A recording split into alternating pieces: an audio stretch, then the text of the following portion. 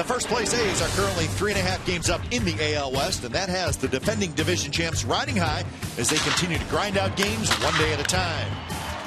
In the midst of a 10-game homestand, the A's welcome the second place Texas Rangers to the O.co, who will be looking to make up ground as they are also red hot, winners of 4 straight thanks to some late inning dramatics. It's a big tilt in the East Bay. Game 1 of 3, A's Rangers, and it starts right now.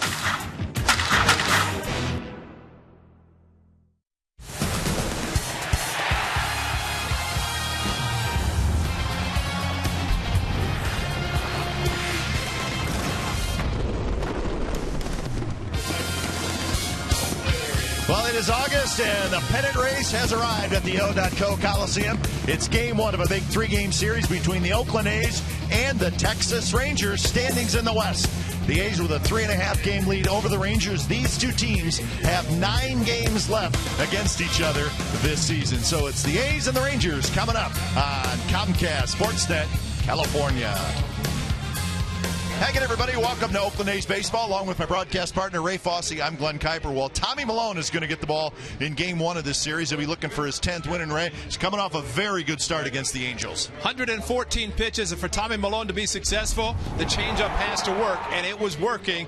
Those throwback uniforms to 1969, and Tommy was pitching like he was pitching back in the 60s. Changeup was outstanding against the power right-handers of the Angels, and when the pitch is working, whether it's in the dirt or away from the right-handers, it's a great pitch. This team, the Texas Rangers, he has lost 3 to them, all those when he's faced them in Arlington, but they're an aggressive team, and if he throws the same changeup, he should have success. Now, the last couple months, the Rangers really have been a 500 team, but as of late, they're starting to heat up. They've won 4 in a row. How about walk-offs with home runs? They did it against the Angels. Frieri, this was Soto in Arlington, Texas, but to do it in 3 consecutive games, walk-off with a home run. It started with the backup catcher, Soto, but then it was Martin just trying to hit a fly ball. First and third, just needed a fly ball to win the game. He goes opposite field down the left field line. It's a walk-off home run. And then the one guy you would expect to do it finally did it in the 3rd game, and that is Adrian Beltre. Crushed a fastball, and of course that's no surprise when he gets into him. He can use the whole field, home runs from right field corner to left field corner. Unfortunately for the A's,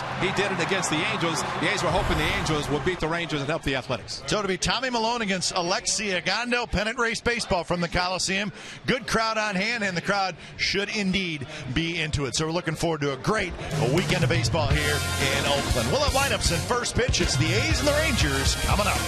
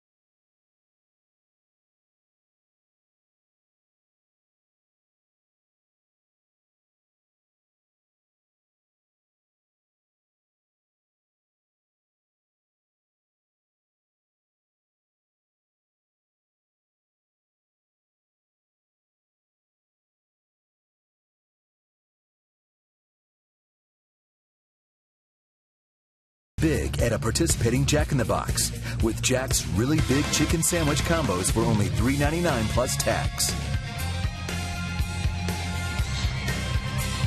It is Italian Heritage Night at the O.co Coliseum. That's a pretty good looking hat. I like it. I like it. That's it. For Tommy Malone. That's right. And Tommy's going to lead the troops out onto the field for game one of this 3-game series. Game time weather presented by the Santa Cruz Beach Boardwalk. Get to the beach. The admission-free boardwalk is now open daily. 64 degrees on a cool, clear night at the Coliseum. So it's August 2nd. So now it starts to get interesting. I always thought August 1st is about when you start thinking ahead a little bit. A little chill in the air. Yeah. A little fall chill, fall baseball, and that's what both clubs are trying to do. So let's look at the lineup for the Texas Rangers tonight. Leonis Martin getting a shot in the leadoff spot. Elvis Andrus at short. Ian Kinsler at second. Beltre's at third. Brzezinski is the catcher. Cruz is in right. Baker at first. Gentry is in center. And Jurickson Profar is the DH tonight, and he's batting ninth. Tommy Malone trying to get in double figures and wins. He'll do that if he wins tonight. 9-8 on the season. 0-3 against the Rangers, but those 3 starts have come in Arlington, Texas. This is a first start against the Rangers here at home. Coming off a very good start against the Angels. Just 1 run. That was a solo home run by the former Ranger, Josh Hamilton. Let's look at the A's defense behind Tommy Malone. It'll have Cespedes, Crispin, Reddick, left, center, and right. Donaldson, Lowry on the left side. Sogard, Moss on the right side. And Derek Norris is the catcher. You hesitated there. I did. Yeah, because it's a righty pitching for the Rangers, Nemo Gondo. Who's pitching for Texas? That's what Derek Norris said to the skipper. Somebody hurt, somebody sick, you know, but he's in there, and good way to start the weekend. First pitch of the ball game to Leonis Martin, lefty on lefty, is a strike. So we're underway. A nice crowd tonight. It's not going to be a sellout, but it may get to 30,000. Maybe even a little bit over that. Swing and a miss, and it's 0-2. So a good baseball for the weekend against the Rangers. The team is chasing the Athletics, so maybe a good walk-up tonight and especially Saturday and Sunday. Quinn Wolcott, see, a name we have not heard.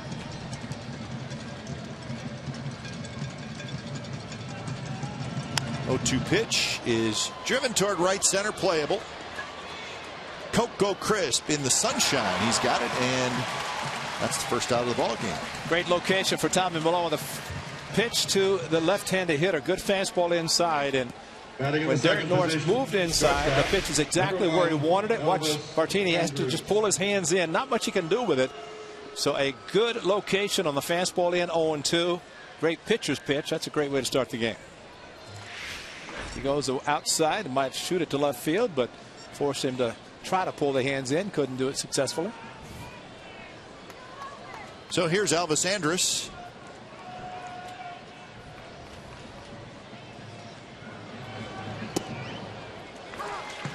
So Kinsler in the on-deck circle. We've seen a lot of Kinsler batting leadoff. He's hitting in the 3rd spot.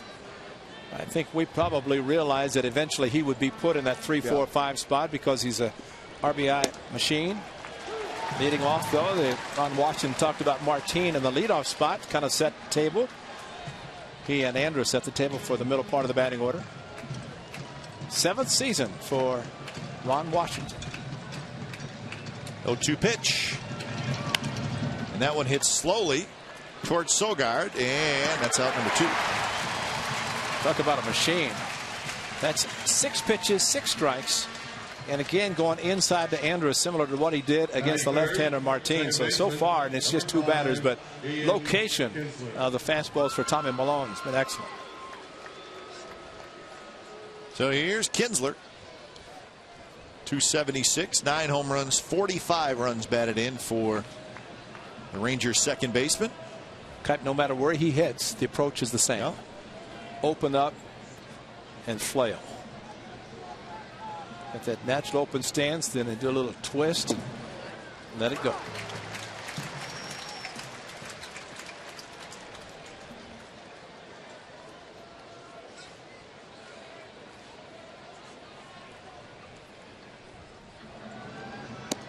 And another strike. Kinsler thought maybe that was outside, but it's 0-2. Now, Tommy Malone last start 114 pitches and 8 pitches in this game and all strikes.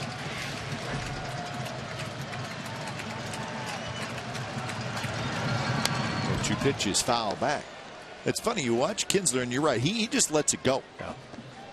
But he's got 33 walks on the year and only 31 strikeouts, which surprises me a little bit. Not that he's necessarily a free swinger, he's just very aggressive. Well, you see where his right foot is, the back of the batter's box, but close to the plate. And then he opens up in there just like that. Cespedes on the move near the wall, and it's off the top of the wall. Cespedes guns it back in quickly, and Kinsler is out. Wow. Ball took a nice hop right back to Cespedes, and he guns out Kinsler at second base. So a little early game excitement thanks to the A's defense. Check it out.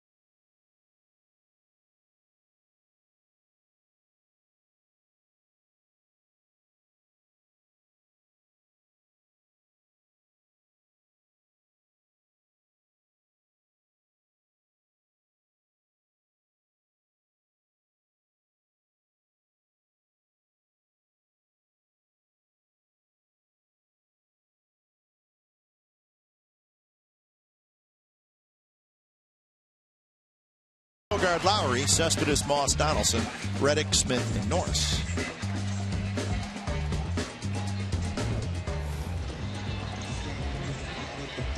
So Coco steps in against Alexi Ogando.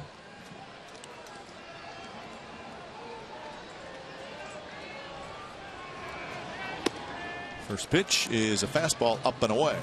Talking to some of the Rangers who played in Arlington, at 6 o'clock local start last night, over 100 degrees. Yeah. He said when he got off the plane this morning about 1, he said, oh, does that feel good? Just we say that every time. Exactly. But that is the refreshing Bay Area weather that especially a team that plays in the heat and humidity that they do in Arlington, Texas.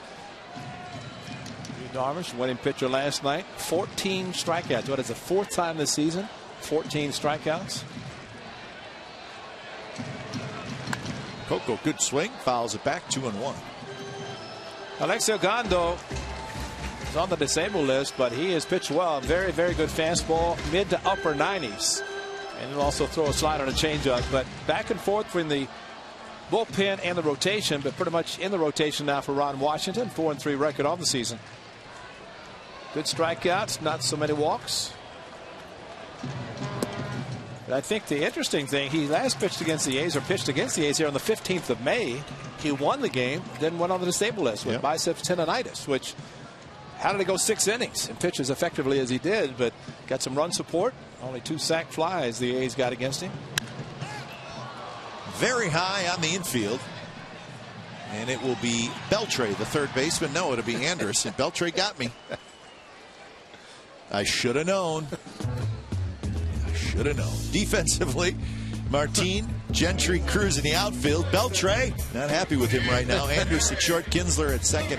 Baker at first. Brzezinski is the catcher.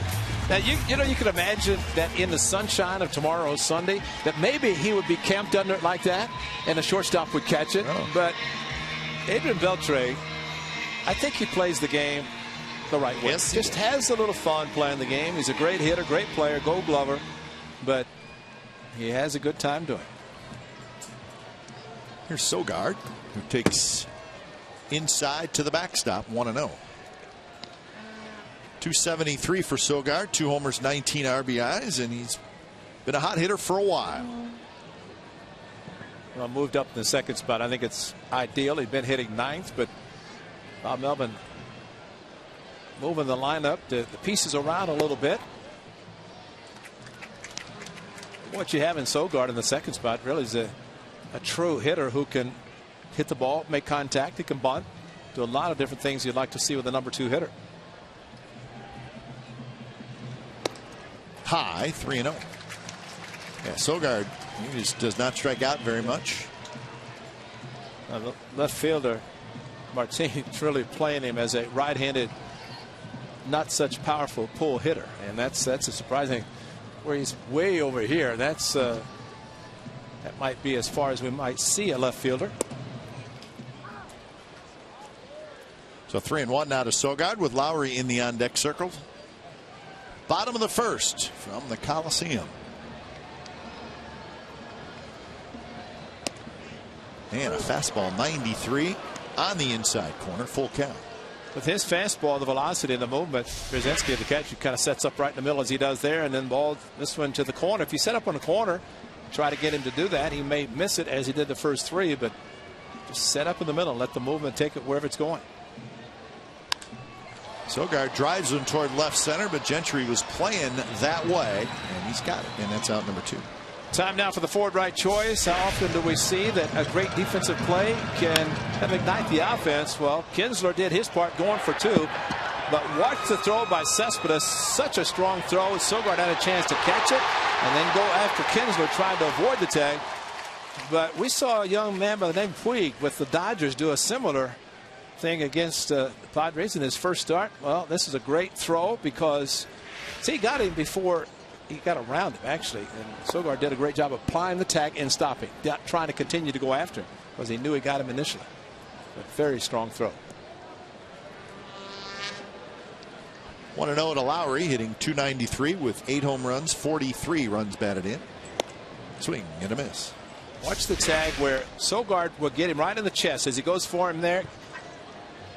Right there, gets him there, and then Kinsler goes around him, but Sogard does not go after him again, and that's where I think fielders kind of almost admit they missed him if they do that.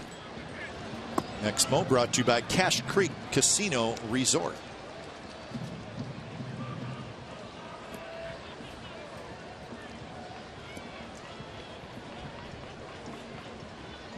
Lowry had a good series against Toronto. He was 5 for 14. And he's sitting on a nice 7-game hitting streak. So after a little cold spell, he's starting to swing the bat well. Well, all he has to do is go back to the month of April. Just think that every month is a month of April, which is his best throughout his career, most productive month.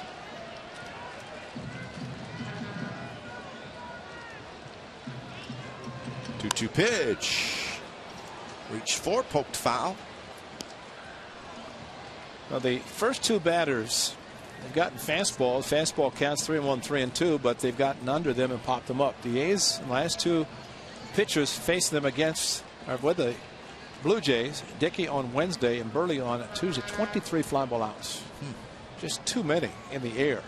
And of course, getting fooled in the off-speed pitches from Burley, and another one. Fortunately, this is out. And a few in the air that weren't caught. Well, that's true on Wednesday in particular, but boy, nobody would ever have thought early with the bases loaded, nobody out, and 2 pop-ups to the third baseman was going to be a big inning, but it was, and A's could not capitalize. But that's what a knuckleball pitcher will do. 1 game, and the night before, the off-speed pitching of Burley did against the A's. So a good battle here between Agondo and Lowry.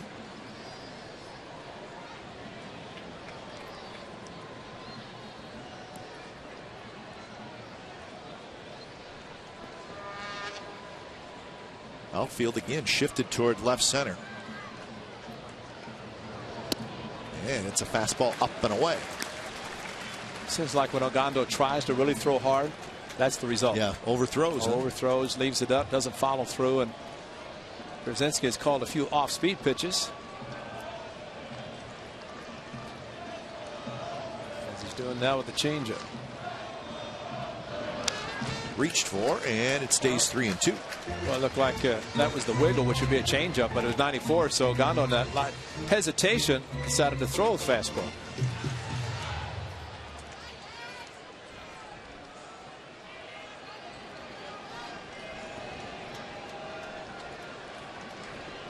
So another 3-2. Ogando to Lowry. And he missed inside. Heck of an effort at that for Lowry. Jenner Francesco's in the first inning. That's a 10-pitch at bat for Jed Lowry, and a good one. They draw the walk. In the third position, left fielder. Good patience, too, because you get a count of 3-2. You kind of expand and try to hit and do something special. But third place hitter for the A's decided to take it for ball 4. So here's Cespedes, 229, 16 home runs, 50 RBIs.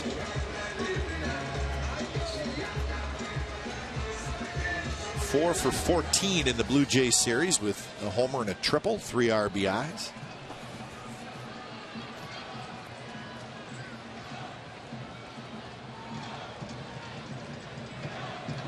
First pitch is a good one on the outside corner for a strike. I think the advanced scouts watching the A's, and especially Cespedes, seeing him in the series, different series, flailing a pitches outside, out of the strike zone, and not surprised the first one, the outside part of the plate, Brzezinski going back outside. Try it again, and it's 1-1.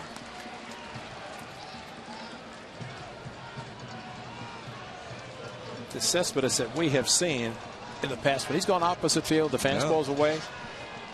Opens everything else absolutely. up, too. And the way Cruz and Gentry are playing him, they're bunching him towards right center. See the center fielder where Gentry and Cruz are playing in right field, and huge gap in left center, but almost pitching him away, thinking he's going to try to hit the ball that way. Well, and Martin, the left fielder, is way off the line. I mean, he's probably, from a normal left field set, he's probably 10, 15 feet to his left. Missed again, 3-1. We saw something Monday night against the Blue Jays. It's rare, and that's for a right-handed hitter. He had a triple down the left field line. Yep. Melky Cabrera could not get to it. Cespedes got it, but if he had another one down the left field line, that's another triple. No question. I don't think Martin could get to the ball quickly enough. Meanwhile, the fourth 3-ball count in the center. And it's another walk. So back-to-back 2-out walks. And here comes Moss. Oh, that is such a great thing to see, because Cespedes likes to swing the bat. Think Mike Maddox was wearing that sweatshirt in Arlington last night? Don't think so. He probably hasn't worn it in a while. I don't think so. Dave Magadan, the hitting coach, all Butler. Bags knows this Bay Area. He's been here. Wash also knows. I don't think with Wash, though, he needs much clothing because he gets heated up. You know, he gets fired up. Wash is a good man. Dave Magadan, of course, been of the Red Sox hitting coach. And as Mac said, have good hitters, I'll be there. And the Rangers known for their hitters.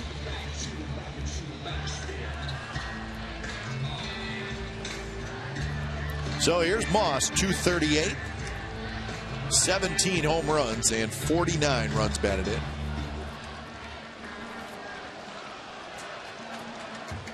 A good fastball away from him. He could shoot it to left center. He's not opposed to going opposite field. And the first pitch off speed for a strike. I think that's the first slider we've seen. We've seen some change-ups, some fastballs, but missing badly, and that's something maybe that Mike Maddox said. You've got other pitches than just your fastball.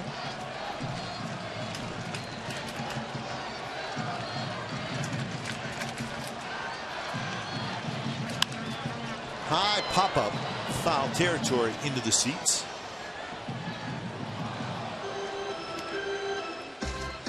So it's 0-2. Moss with 8 doubles, 3 triples to go along with his 17 home runs.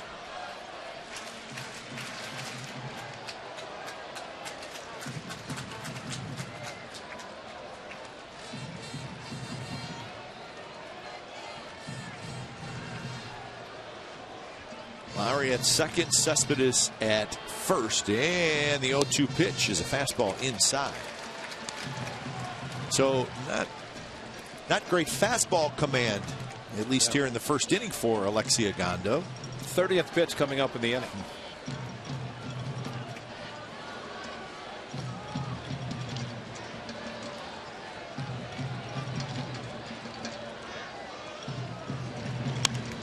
That one driven to left center. That's hit well. Martin going back, still going back. It's over his head. 1 run scores, 2 runs score, and Moss with an early strike here in the first.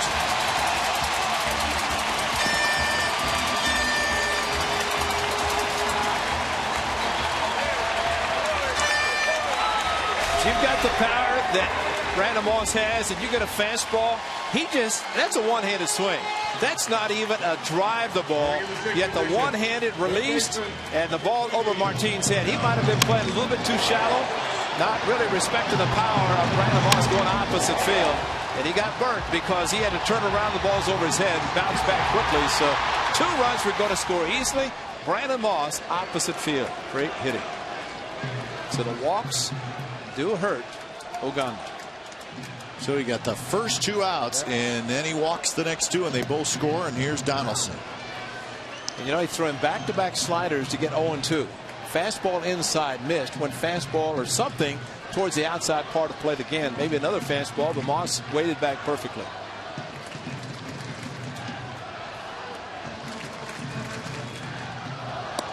Missed outside, and it's 1-1.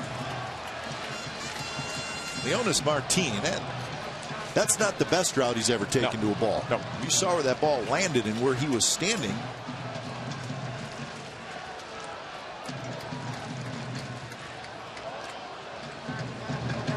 Missed again, 2-1.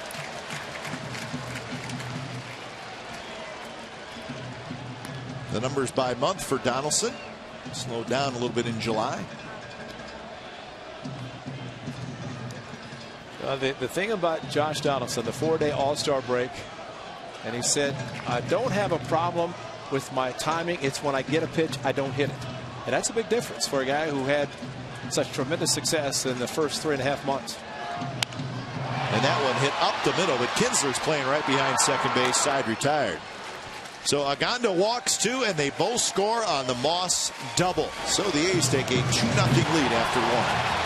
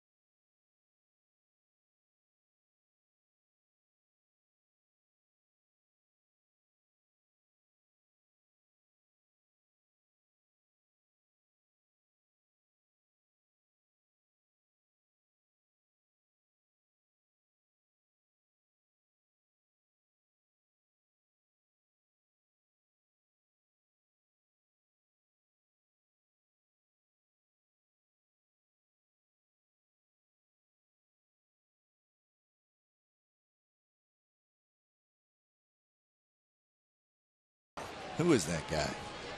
How'd that happen, Ray? Well, you designated for assignment, and the Rangers said, we'll claim him. We'll take him up. And he had the 10 days, and I don't even think he left the Bay Area after he was designated for assignment. But congratulations to Adam Rosales. Yeah. And we know the Energizer Bunny is in a good place. Ron Washington, of course, likes the energy that Adam Rosales can bring. That's difficult now because he's the nicest guy in the world, and you want to cheer for him, but you can't do it now. No, not anymore. Not these. Well, really, I don't think there's any time now you can cheer for him when he's wearing a uniform of the team that's trying to overtake the Athletics. But still a great guy. He and his wife Callie, of course, will have to set up residency in the Metroplex, Arlington, Texas. Beltre, Brzezinski, and Cruz here in the second inning.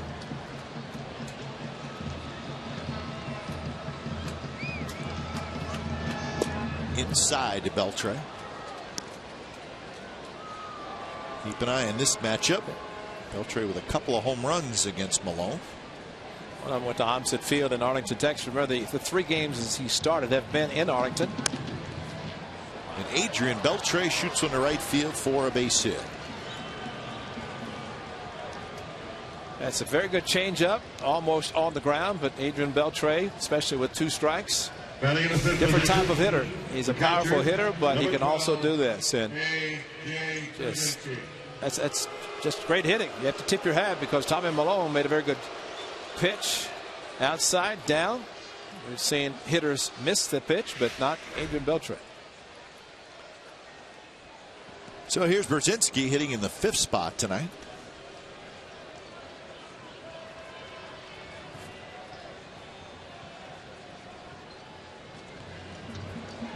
First pitch is rolled foul. Well, talk about being out on your front foot, but look at the bat. Stays back, and even though his body weight had gone forward, the bat stayed back enough. And with great plate coverage, Adrian Beltre, and then with Sogard shading him up the middle, expecting him to pull the ball, especially on a changeup, he went the other direction. Pop-up foul territory. Donaldson's going to hustle over, and he's got it. So Brzezinski is retired on a foul pop, and that's out number 1. In the seats in Arlington, Texas, but welcome to the Coliseum. Beltre in foul territory, knows that he can fake towards second, draw the throw, and by drawing the throw, if he got by the middle infielders, he could have taken the base, but I don't think he had any intention of trying to go to second unless it was a bad throw. So 1 away. Here's Cruz hitting in the 6th spot.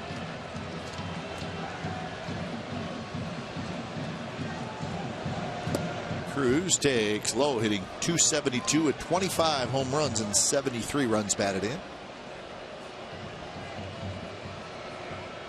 It's a big bat in the middle of this lineup.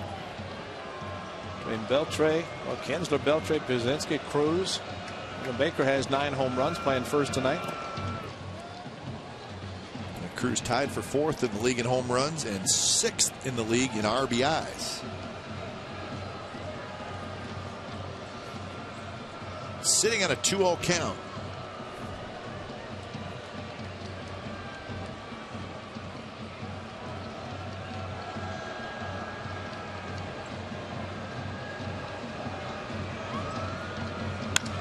That one's driven to center. Coco going back, still going back, and he leaps, and it's gone.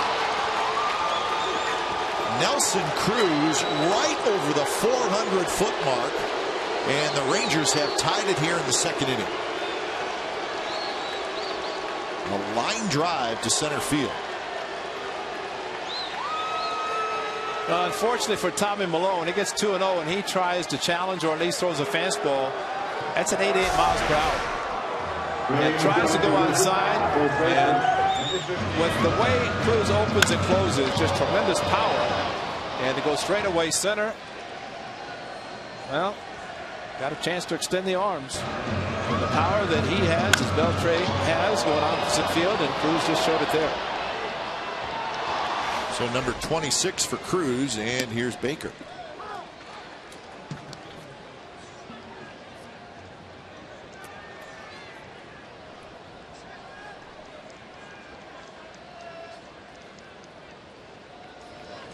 This is Jeff Baker, and now it's 1-1. You know, Ray, you talk a lot about, it's kind of hard to see, but watch the hips.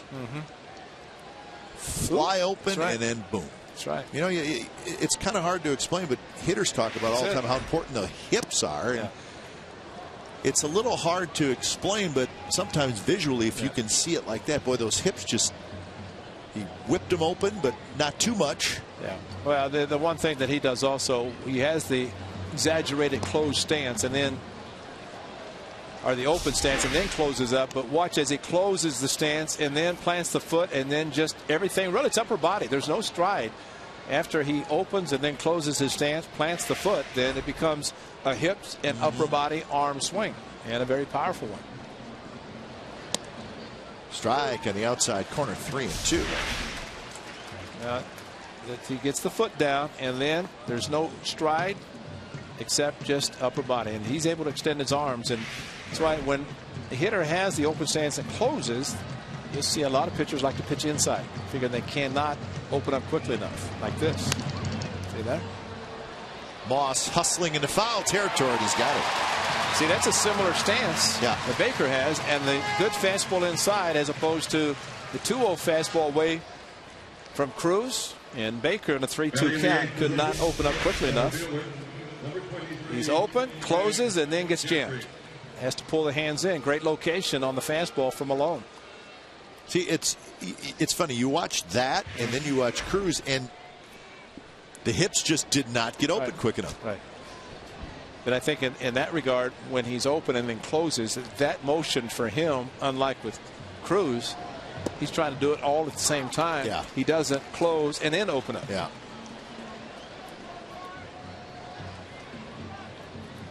Well, the A's desperately needed a shutdown, and he didn't get it. And Beltre good hitting going opposite field, and then a 2-0 fastball to Cruz. And a quick 0-2 to Craig Gentry, the center fielder hitting in the A spot.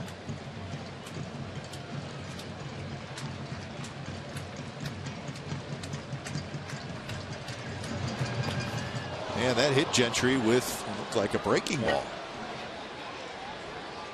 So we're talking about these two swings. They had two different hitters, obviously, but watch difference. Let's see with Baker, he's got a little toe tap, and then he does stride, and he probably created his own problem by striding and tying himself up, whereas Cruz just closes, plants the foot, and then opens up. Yeah, that was interesting because you're right. It's almost like the stride took a little too long. Yeah. He didn't. Yeah, he locked himself up basically with the stride. It's a great shot, guys. Perfect. Here's Profar, the youngster, DHing tonight.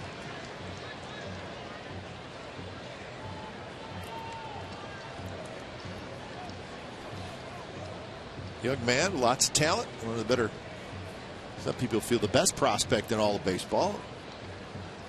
Rangers trying to find a place to play him. Ray, they're starting to try him in the outfield a little bit, which is a possibility. Yeah, the Gold Glove third base coach now, Gary Pettis, has been working with Profar. Actually, when we were in Arlington, Texas in June, they had started to take him out, work on some fly balls in the outfield.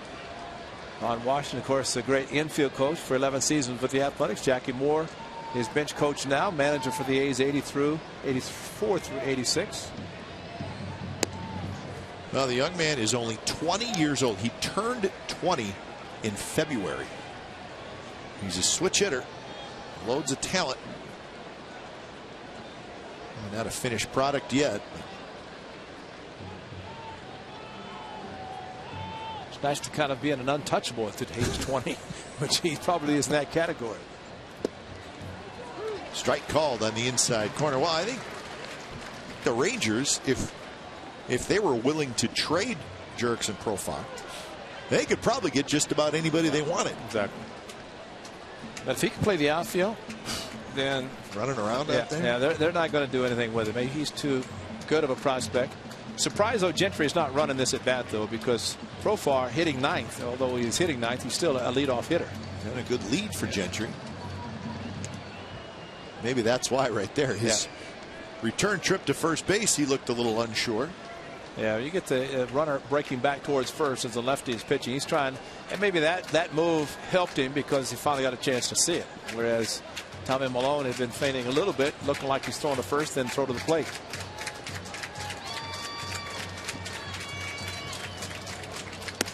Two is up and away, and now it's a full count, so Gentry will run.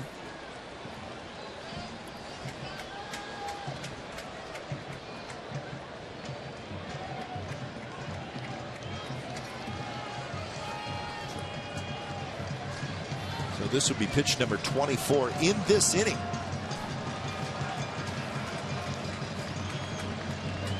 And a foul tip held on by Norris. Side retired. Nelson Cruz with his 26th home run of the year. So we're tied at 2 after an inning and a half.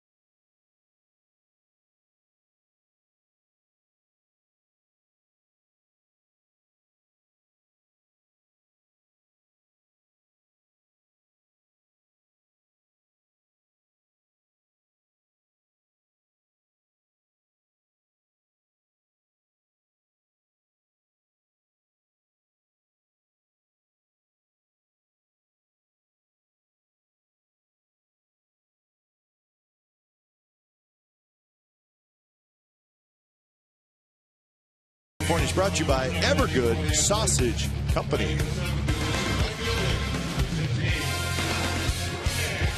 Beautiful night at the O.co Coliseum. And it's a 2-2 game, and it is the bottom of the second inning. Reddick to lead it off. Agondo threw 34 pitches in the first inning. He was kind of all over the place. In fact, his wildness cost him. He walked 2 and they both scored. And it's 2-0. Well, Gondo's pitching, and again in this inning everything is up. You see a catcher at times will just point to his right elbow and lift it up, trying to get the pitcher to get up on top of pitches. Right now Ogondo is kind of pushing under and not getting on top and driving the ball down, which so far is helping the A's with the pitches out of the strike zone. And fortunately the A's are not offering at the pitches that are up and out of the strike zone. Smith to follow, then Norris, and the 3-0 pitch in for a strike. Reddick getting 214 with 5 home runs, 37 runs batted in. Not close, and it's a leadoff walk.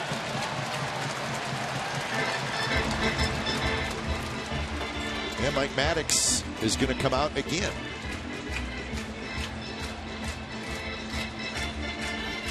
It's interesting with Agondo, Ray. Remember when he arrived on the big league scene in 2010 when the Rangers went to the World Series? He pitched out of the bullpen. He was terrific. Yeah. And then the next year they put him in the rotation, and he did a pretty good job. Last year, back to the bullpen. Yeah. This year, back to a starter. I don't know. Does it affect him? Yeah.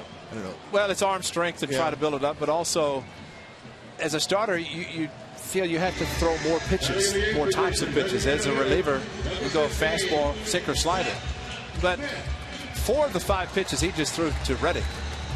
4 completely out of the strike zone. But the 3-0 pitch, it was 91, took a little bit off, but got on top of the ball and drove it down into the strike zone. And then maybe trying to throw over or overthrow again. Threw the ball up and away. And you wonder, too, the Rangers have had a lot of injuries to their starting rotation. And they got 3 or 4 starters out. And you wonder if they had a little more health in their rotation, would Ogando be in the bullpen? Exactly. Probably. Garza helps them. The A's will see tomorrow. I mean, he's a pretty good starter, but I just felt like he was a real weapon out of the bullpen. So 1-0 to Seth Smith. He's thrown 22 balls and 18 strikes so far as Ogando. Missed again, 2-0.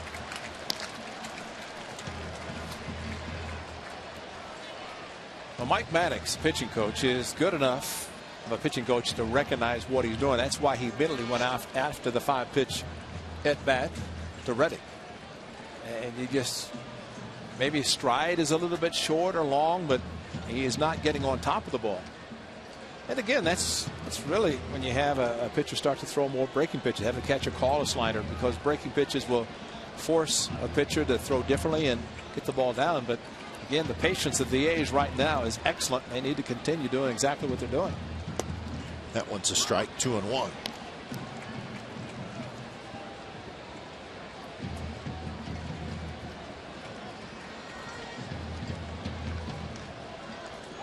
The Rangers come in with the 5th best team ERA in the American League. The A's are first. The A's are 3.60. The Rangers are 3.72. Good swing there by Seth Smith.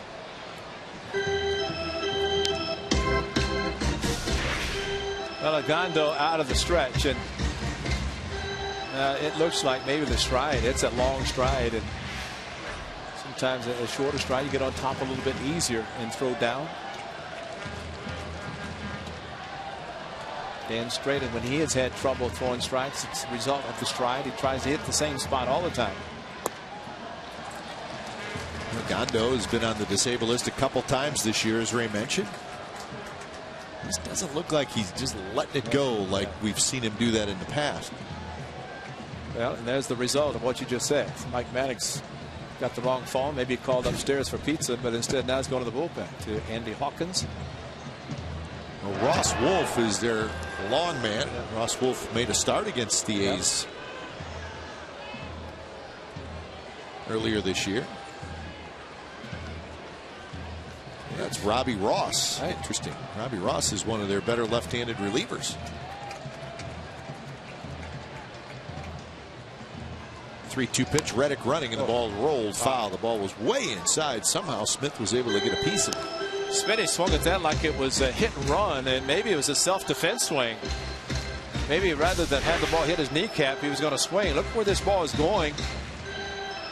Maybe the home plate umpire, Wayne Wolcott's happy he swung because it looked like it was going to his right kneecap. But that is, I mean, that was clearly ball 4. Wow. He made contact. Yeah, that was pretty good.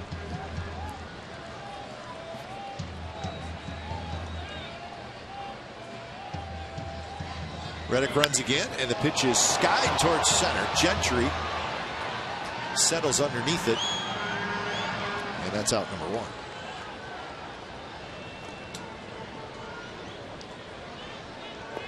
So Norris will hit. Batting in the 9th position and catching. Seth Smith unfortunately has to go back to the dugout. So what was I doing? What was I thinking? Unless I think it was more of a protecting swing that he was going to get hit, and just bat happened to make contact. Unfortunately, it did make contact, but that definitely helped Ogando. Instead of first and second, nobody out, he got the fly ball center field. Norris hitting .221, 7 homers, 24 runs batted in.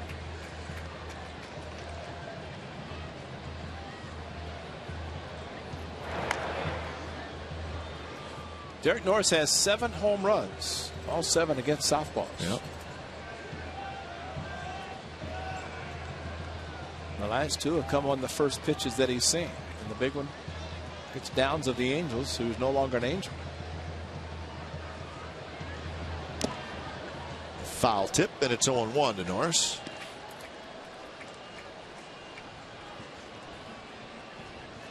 Well, you got a pitcher scuffling out there with his control. Take advantage of it. The A's certainly did it in the first inning.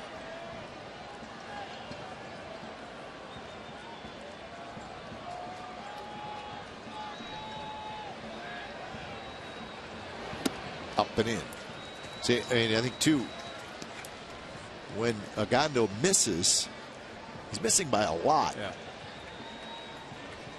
And when he throws a strike, he's throwing it kind of right down the middle. Yeah. And I think Przenski is just trying to get him in the strike zone. And the call to the bullpen by Mike Maddox was maybe that if this next guy gets on, somebody get up. Good swing there. Norris fouls it straight back.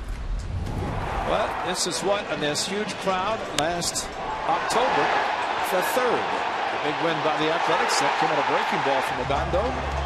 Derek Norris. A.J. Griffin, much shorter hair on that final game of the regular season.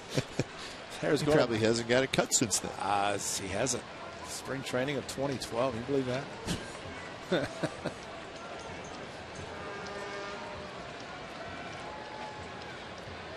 1-2 pitch. Little flare to shallow right. Cruz. A late jump, it gets there anyways, and that's out number 2.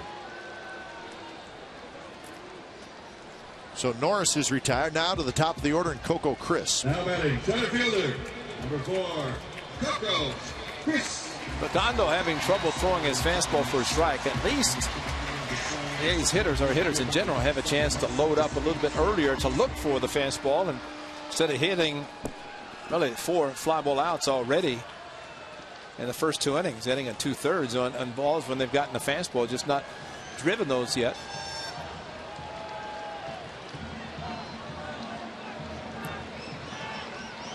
Coco popped out to the shortstop in his first at bat, and the first pitch up and away.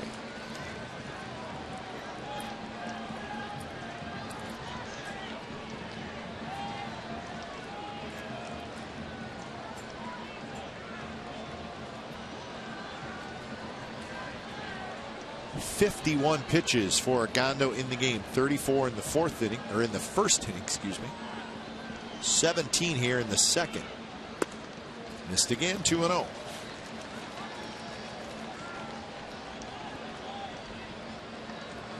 Sure, Chili Davis seeing Ogando struggle with a fastball up, just telling his hitters that you try to zone in. It's almost like hitting 3-0, where you're going to look for a pitch in a certain zone. And if it's not in that zone, don't swing at it. And if you get it, drive it.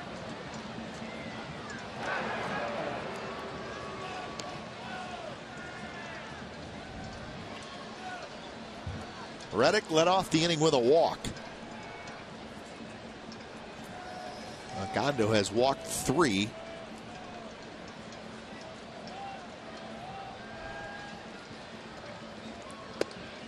And that one missed. 3-0.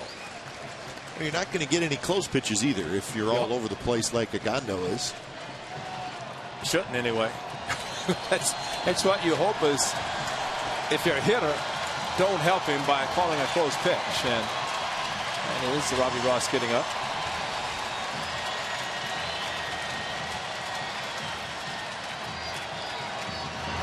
And that one in for a strike, so it's 3-1. It's much like the mentality of Ogando is, I can't afford to do what I just did, throwing a 3-0 90-mile-an-hour fastball down the middle. Can't do it, so he tries to throw harder and is overthrowing.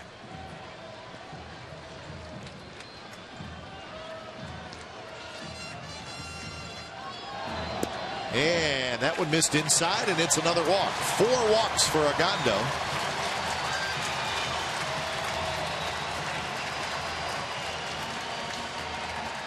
You watch Ogando, and you watch any pitcher that has trouble throwing strikes. You throw hard. Mike Maddox, the pitching coach of the Rangers, brother is going to Hall of Fame next year. He probably couldn't break a pane of glass, but he could paint, and he could fool the hitters with a two-seam fastball.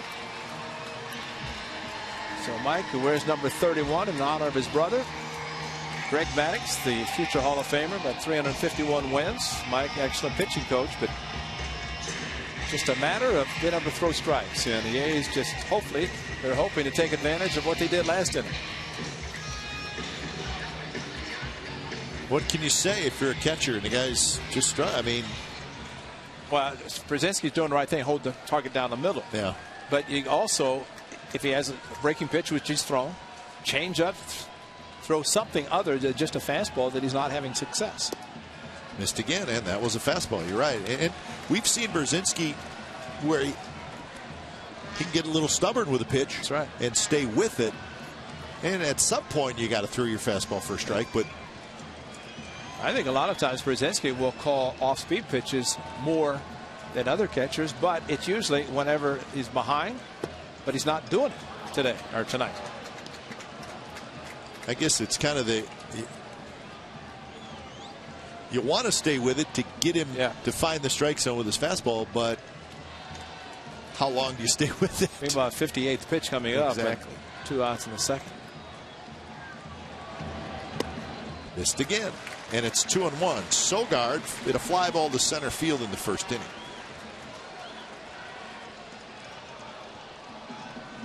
Something that Ogando has. He slams the ball in his glove. He knows Robbie Ross is warming up the bullpen, and maybe he's batter to batter, and that's going to make the tightness of his arm a little bit more.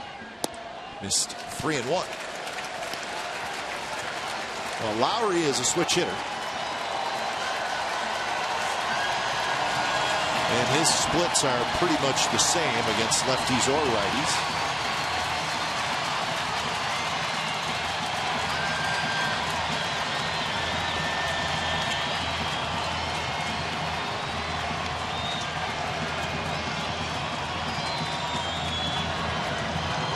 Delivery is hit to shallow right.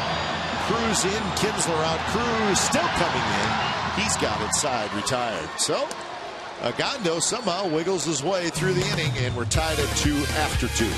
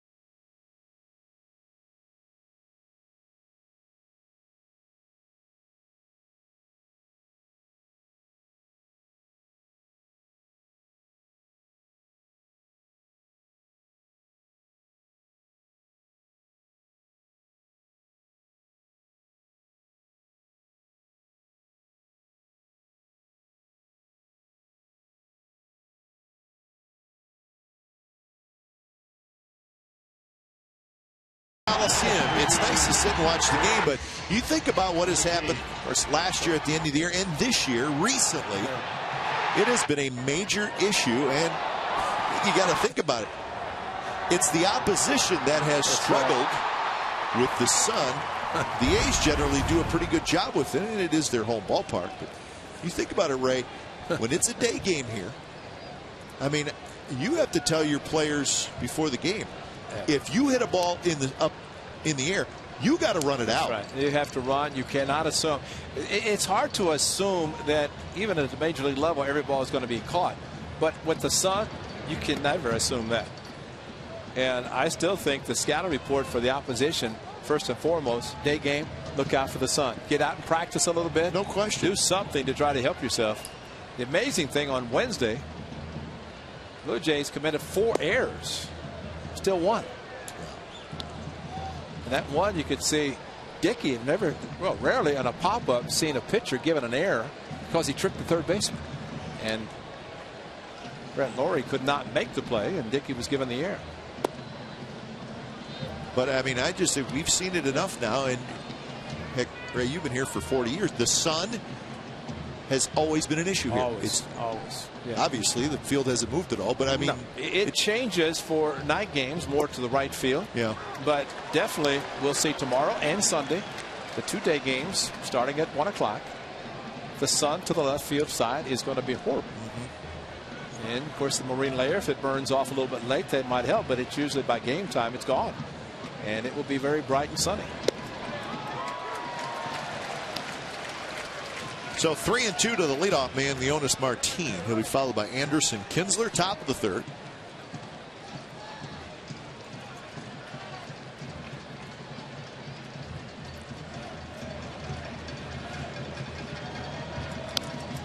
Foul back. Well, Martin, 3 pitches his first at bat, 3 strikes, popped out.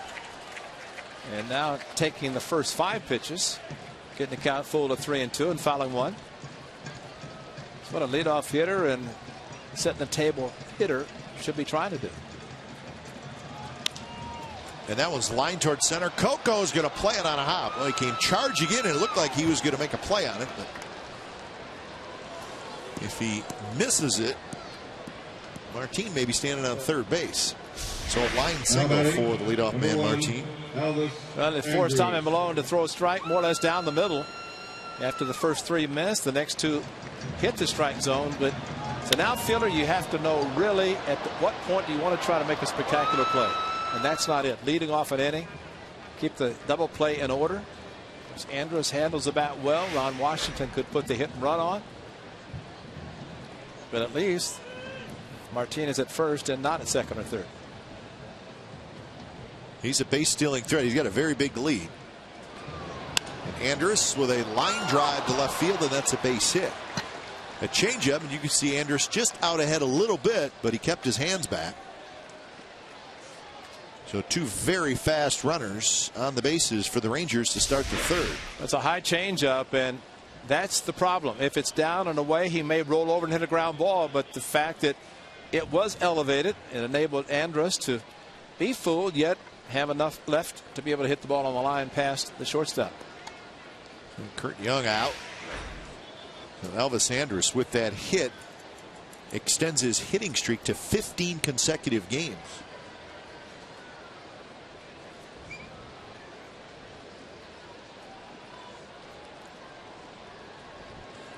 So 5 hits off Tommy Malone. We saw Andrus earlier this year, and he's really struggling. In fact, he struggled for a long time. Starting to heat up a little bit now for the Rangers. Well, the Rangers starting to get healthy. The one guy hit a home run off of Tommy Malone. Lance Berkman is trying to get well. Contemplated retirement, but decided to try to get the hip, knee, everything ready. Lowest opponent average with runners in scoring position. The league's hitting 196 against Tommy Malone. He's got to get the ball down, though. That's the key. Tough to get ground balls with elevated pitches. Yeah, I think the loss of Berkman, I mean, the Rangers signed Berkman and Brzezinski to kind of take the place of some of the offense they lost from last year. Brzezinski's done his thing. But I thought Berkman, I thought he was going to have a decent year. Of course, he's injured, not a lot you can do.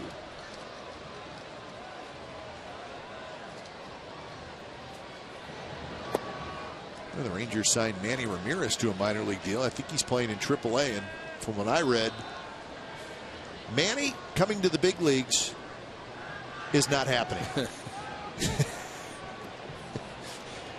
Just from what I've read, Ray. I have not scouted, man. Manny's just trying to be Manny. Yeah.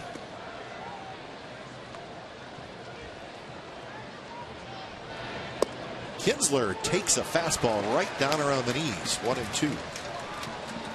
And the Rangers 9th in the league in total runs scored. Kinsler may be thinking the ball was low, but also if he swings the bat, it might be a double play ground ball. I think more of thinking the ball was low.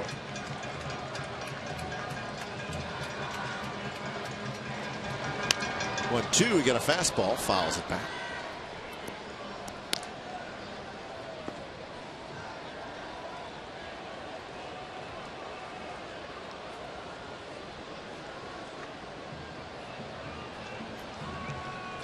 Beltre will be next. After Beltre be Brzezinski. Nice ground ball right at somebody would be a good thing. Oh, it'd be great. Maybe that Donaldson start a triple play. Really get greedy. Toward Coco on the move, and he's going to get there. He makes the catch. Both runners are going to tag up, and they're going to make it.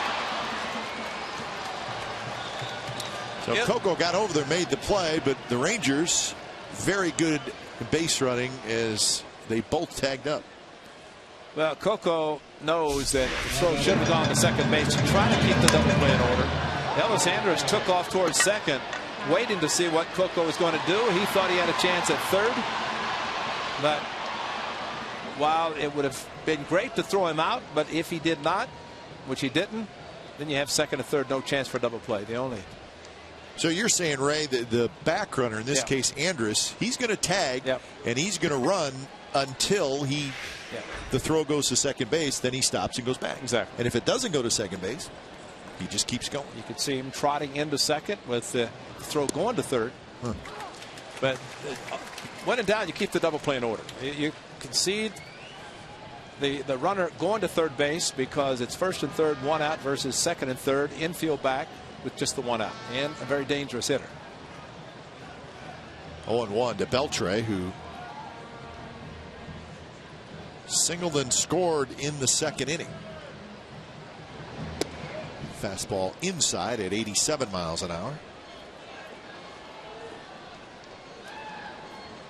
I would not be surprised if this is one of those pitch carefully and don't worry if you walk.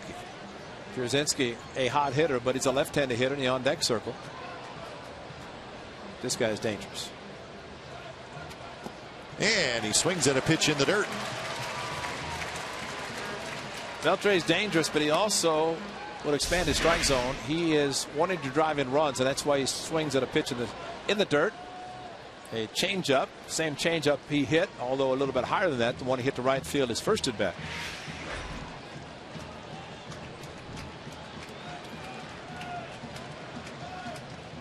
Martin at third, Andrus at second. 1-2 pitch is a fastball inside. And I would think Beltre is smart enough. He's got to be thinking changeup is coming again eventually. Yeah, and he is a big power. He does not strike out a lot either. No.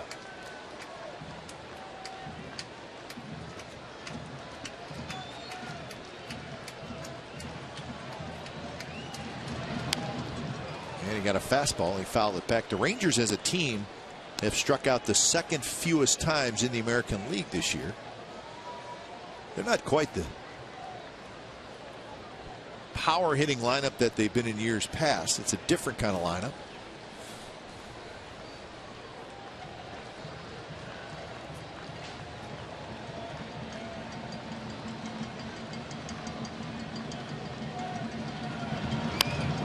On the ground, Lowry has it. Run's going to score, so it'll be an RBI ground out for Beltre, and the Rangers take a 3-2 lead. So that heads up base running leads to a run for the Rangers.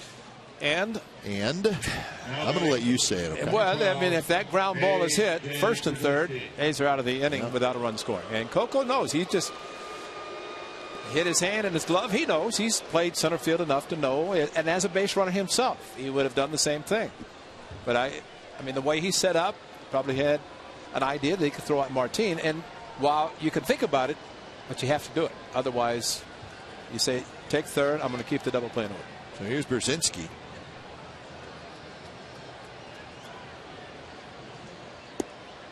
Slider down and away. Andrus still at second base. 2 outs now. Brzezinski fouled out in the second inning.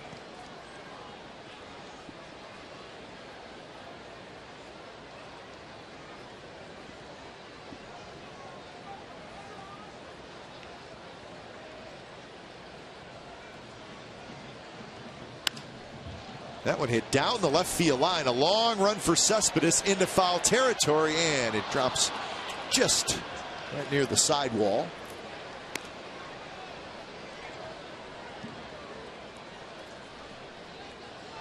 As much as you'd love to see that being an out, it's a smart play, because if he continued to run where the ball was, the ball's not going to give. No, and if he catches it, he is going to run hard into the wall. Yeah. And there's only one player we've seen do that and bounce up. That's Eric Burns. Yeah. To catch it or not catch it, he's going to hit it, bounce off the wall, and come up with a smile. Say, why are you out here checking on me? I'm okay.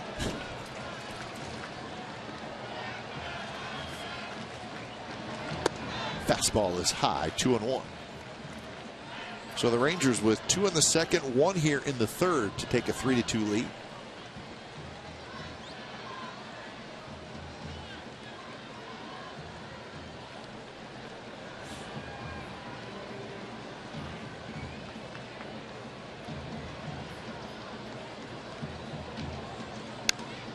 A little flare. Lowry on the move, and he can't get it. And Andrus is going to come in to score. Brzezinski with a little jam shot, and it's 4-2. Well, Lowry raced over there. Could not quite catch it. Good location. You make the right pitch. You get the result you want.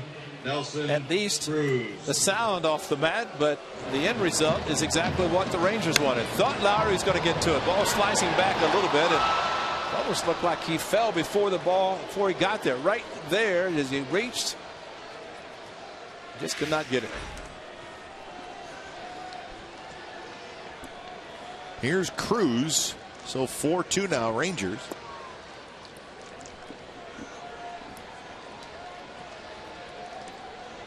Cruz with his 26th home run. Was back in the second inning. A line drive over the center field fence.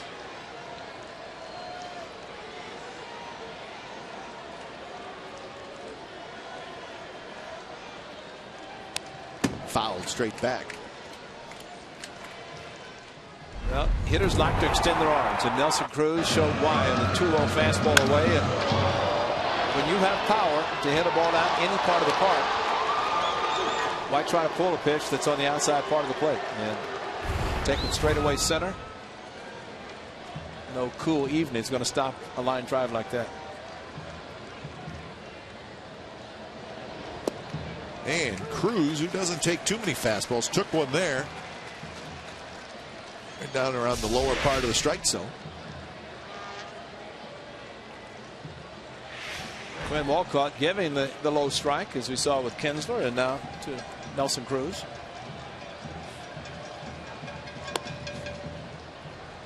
Two and two now. 61 pitches for Malone.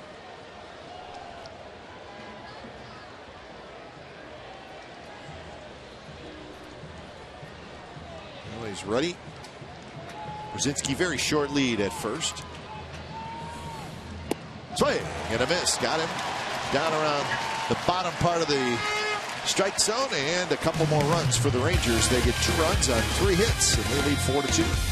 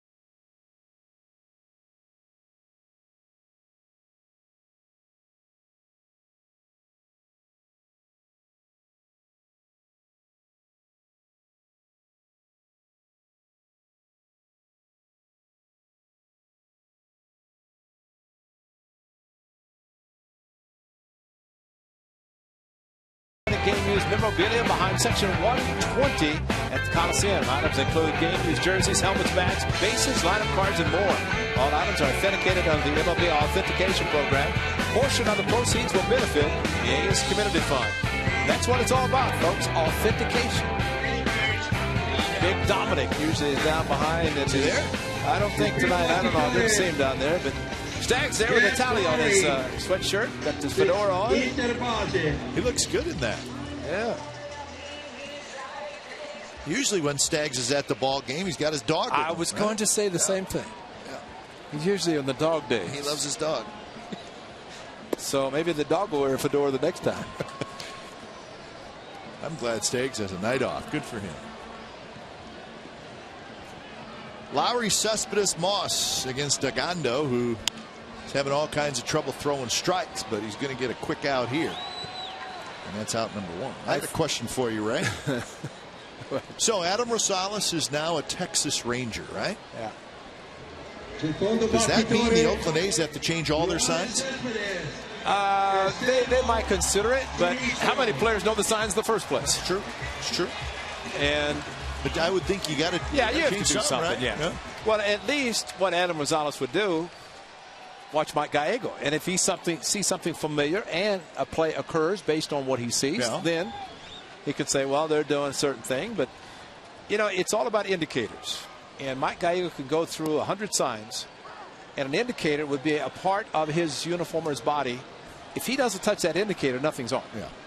If he touches the indicator, could be the first, second, third sign after the indicator, could be a number of things, but I just don't think a lot of signs are given anyway. Yeah. So you're saying that you could just change the indicator, and then that's all you need. Exactly.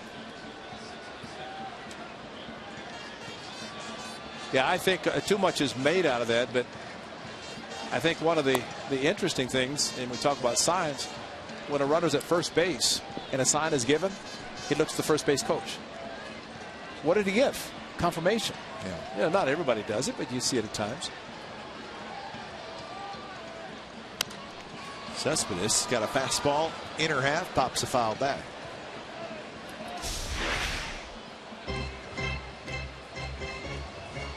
Yeah, he's talking about the shoulder, the left shoulder. He's bringing it down, and then he's not following through. The left shoulder really stayed up and trying to get down. That's what Maddox is saying. It's a good shot, guys, because it's all about getting on top of the ball. And this inning, he's doing better.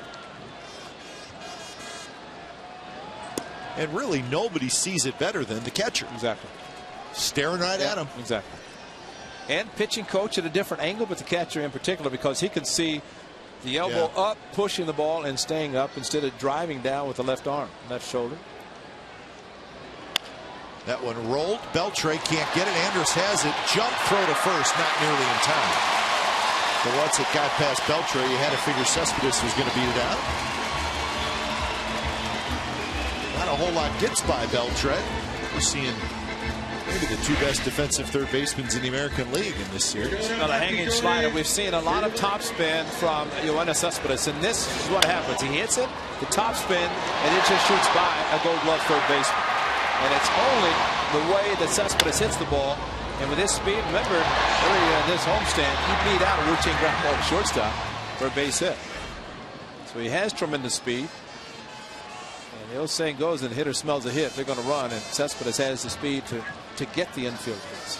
So here's Moss. 2 out, 2-run double his last at bat. Well, you think about and I said maybe the 2 best defensive third basemen. But let's not forget about Longoria and Machado. So, you know, we talked about this having to do with the All-Star game, and Donaldson at a tough position. Same thing when you start talking about the Gold Glove. That one past Baker, and the A's are going to have first and third. A shot rolls into right field. So Moss has another hit. Well, first baseman Baker, he talk about a hot corner first base. We talk about third base, but that ball was shot past, and Baker came off the bag and then could not dive quickly enough to knock it down. So Mike Maddox, for the 3rd inning in a row, is going to come out and talk to Ogando as he's in trouble again. remember the Monday night game that Encarnacion was playing first base. A ball hit in the first inning. They eventually changed Sogard's ball to a base hit, but that was a big play, just as this one was. And the A's need to take advantage of a first and third, one out. So the Rangers get a ground ball with second and third.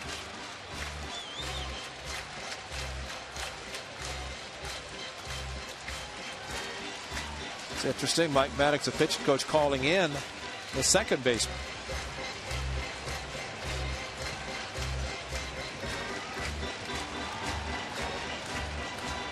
So the A's had 2 on in the first and Moss doubled. They had 2 on in the second, could not score. They have 2 on here in the third with Donaldson stepping up. .345 average with runners in scoring position for Donaldson. And a first pitch sinking fastball a bit low. Well, with Reddick and Smith due up next, 2 left-handed hitters, Robbie Ross is loosening up again, and he's probably about ready to go. Yeah.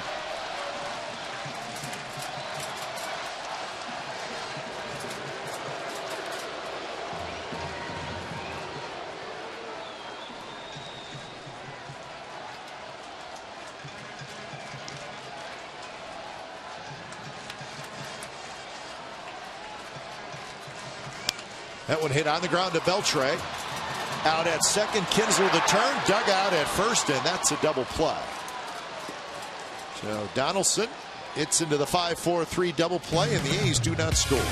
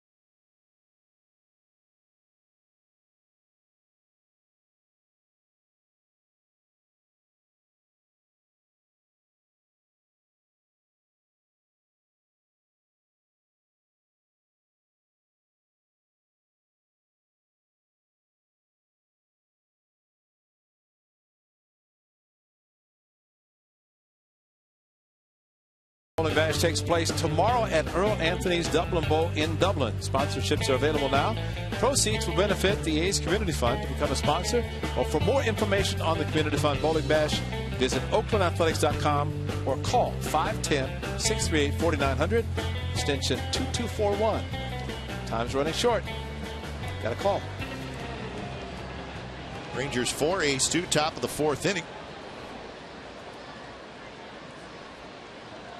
Jeff Baker to lead it off. He'll be followed by Gentry and Profile. So the bottom 3 in the order.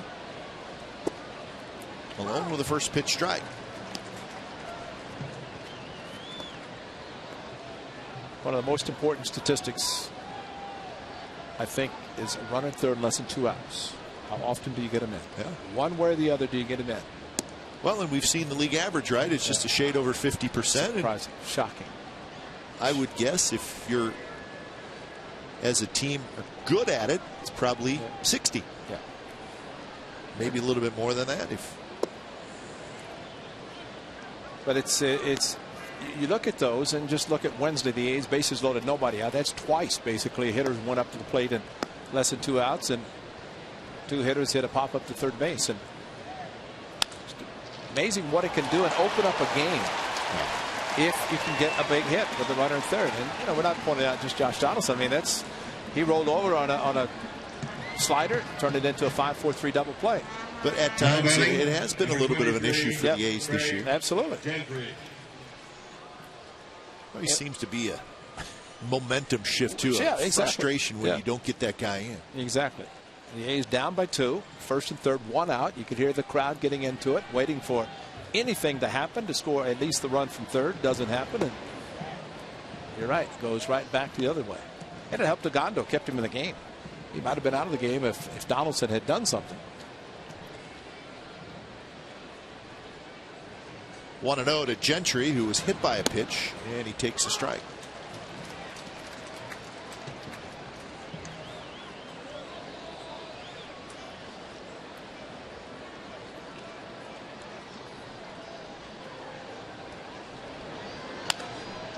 Donaldson on the backhand shoots under his glove, and Gentry's very fast, and he's going to easily make it to second base. So Donaldson was in a couple steps, went for the backhand. So Gentry with a double. Well, watching Josh Donaldson, watch what he does with the glove. He takes a step and then he goes and lifts up with the ball and eludes his glove. Did not have a chance to get his body in front of it. And once that happened, the glove came up, the ball stayed down, and it's an easy double for Gentry.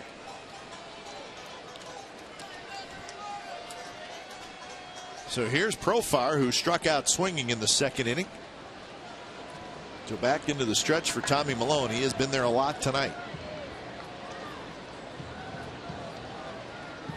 Milone threw 10 pitches in the first inning, 24 in the second, 28 in the third. He's now up to 69. First start after the break, he threw 93 pitches, came out of the game, felt pretty good. Matter of fact, retired the last 7 he faced, and then in his last start, 114 pitches in 7 innings.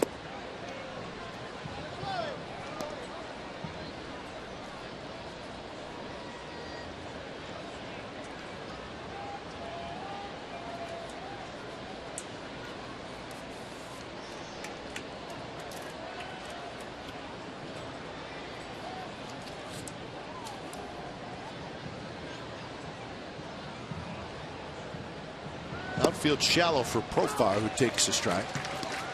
This is the 5th time Profar has DH'd. Did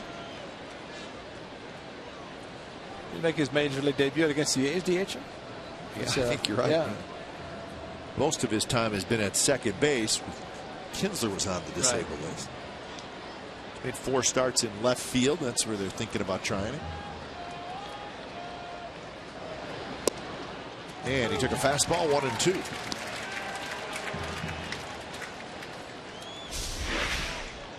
Back-to-back fastballs down in the strike zone, but good strikes.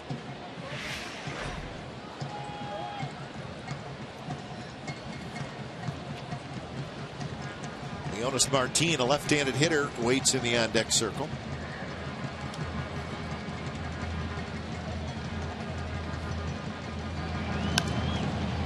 Reached for, poked foul.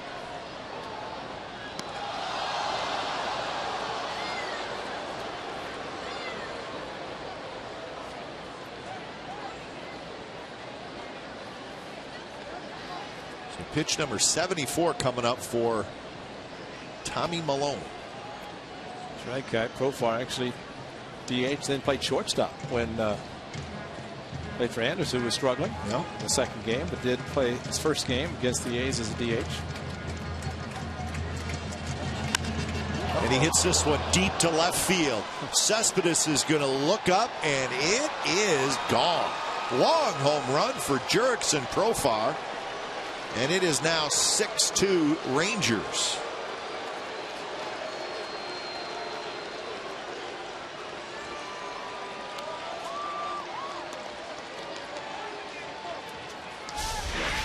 Tried to go fastball in, and we saw what happened the first at bat when he actually struck out with the fastball in, but There are the hips in bad location on the fastball.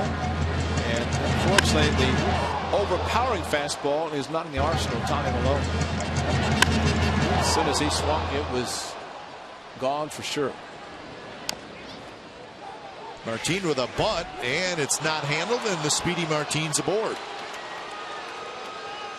Malone went to bare hand. He just did not get a good grip. Amazing that following the home run, not a bad play. It's given an error. I don't think it had thrown him out anyway. But we have watched Ogando struggle, and it looks like maybe the A's are going to see the first reliever come in. Would not have thought that a half hour ago. No. So Otero starts to warm up quickly. 6-2 Rangers. A couple of home runs allowed by Tommy Malone. He's now given up 22 home runs this year. Just a 2-strike swing, and if you make a mistake, that's what can happen even with a 2-strike swing. Now before tonight, 15 out of the 20 home runs allowed were solo shots, which, as we've said many times, you can get away with that. But tonight, a pair of 2-run homers.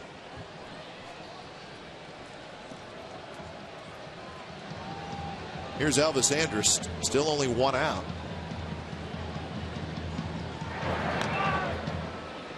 So that error, the first error in the game. It's amazing. You reach for a ball bare hand, and even if you make the play, it's probably going to be safe. Yeah, it would have been very close. You're right. But he ends up being an error on probably what should have been a base hit on a bunt.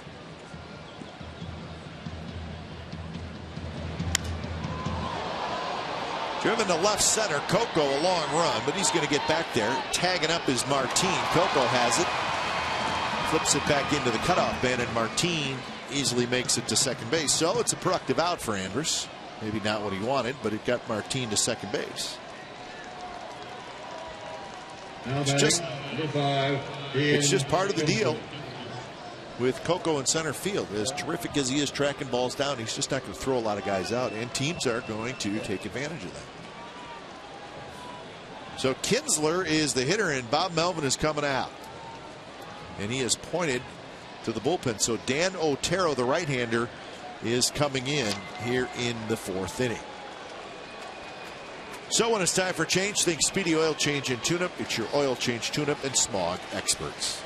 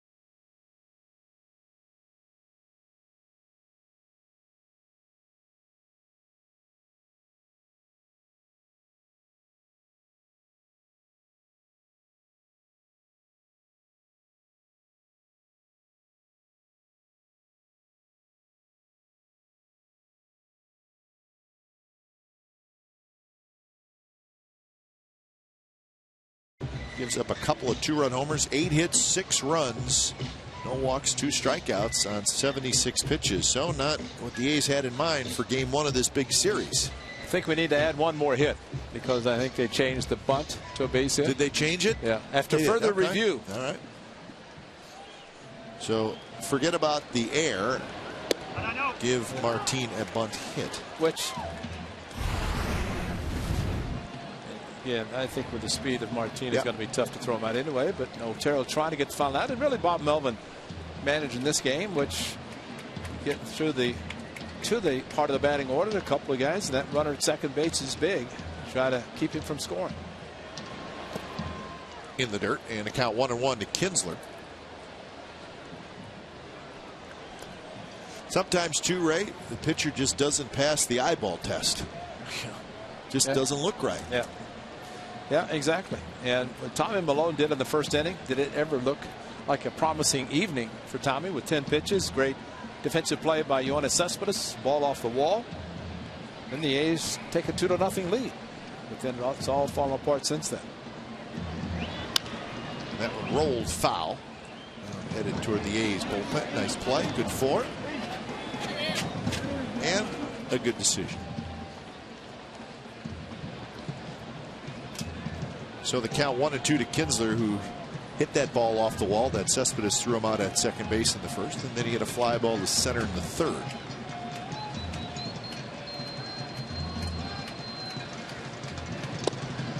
See, Otero's got that good hard sinker, runs hard down and in to right-handed hitters. Came in relief of Tommy Malone in Texas. Got the ground balls that he was looking for, but unfortunately shot through the infield. But definitely a ground ball pitcher. And a good pitch there. He gets Kinsler looking. Strike 3 call. 2 runs on 3 hits. Glenn Profar's 2-run homer. 6-2 Rangers as we go to the bottom of the 4th.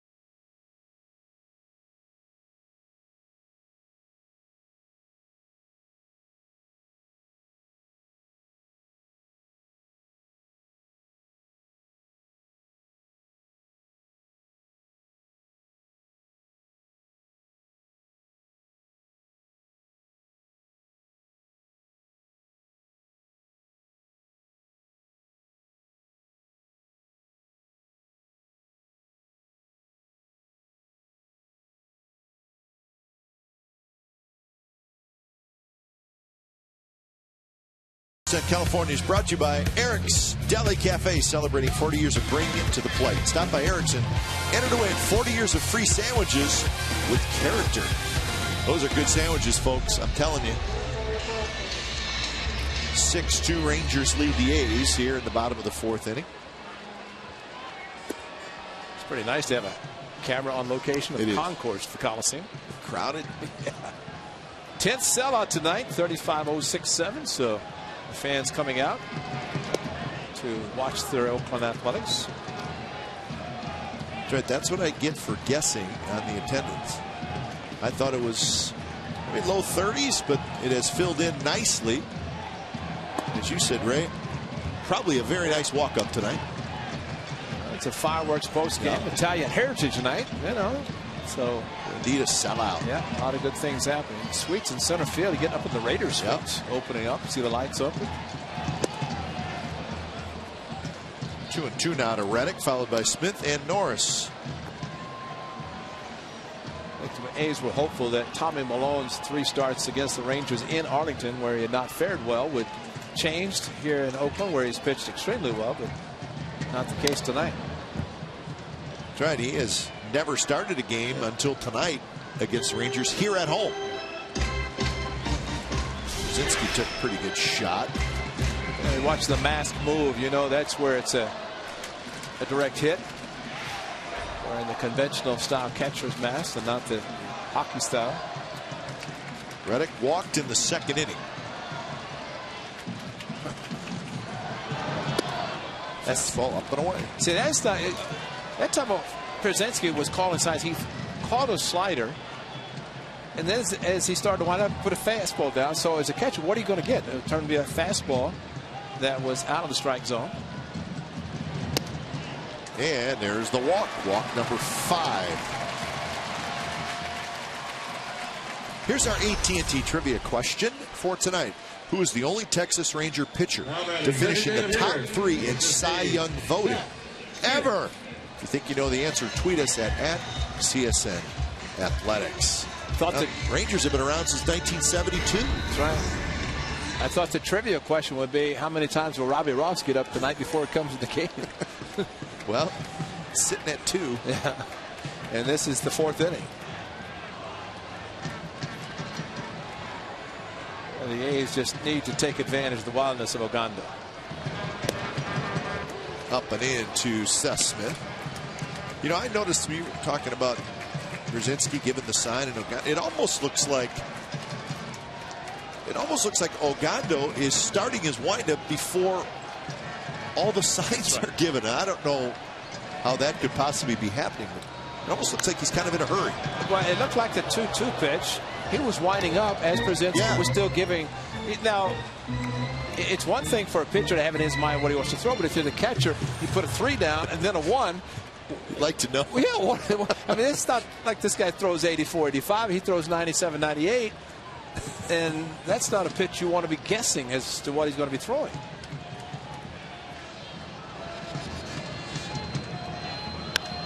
Popped up left side of the diamond. Andrus backs up. And he's got it. But I noticed it last inning as well. Well, Ogando's fastball, while he's having trouble throwing it for a strike, when he does throw it for a strike, it's sneaking up on the hitters because it's one of those load up too late and getting under the ball, and really weak pop-ups tonight. It's what's been hit so far. And that last one, just not really driving the ball. And that's 7 fly ball outs already. But the 2 biggest outs on the ground, a double play turn last inning by the Rangers. Here's Norris, who hit a fly ball to right field in the second inning.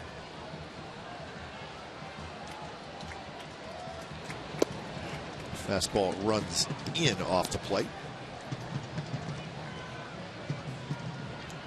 A's have 3 hits. They've received 5 walks. Ogando has walked 5. He has not struck anybody out.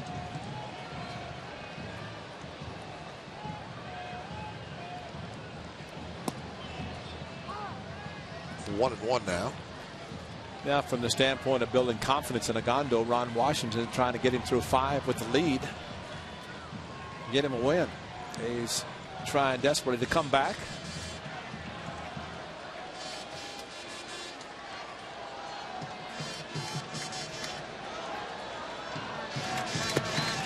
Slider that spun up there, and it's called a strike. It was caught kind of funny by Brzezinski. Almost like he gave the sign late. Yeah. And it was a slider instead of the fastball.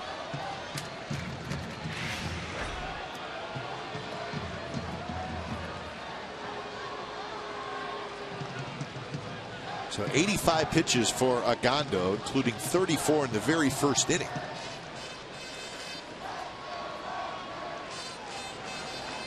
So he was in trouble on the pitch count from the get-go.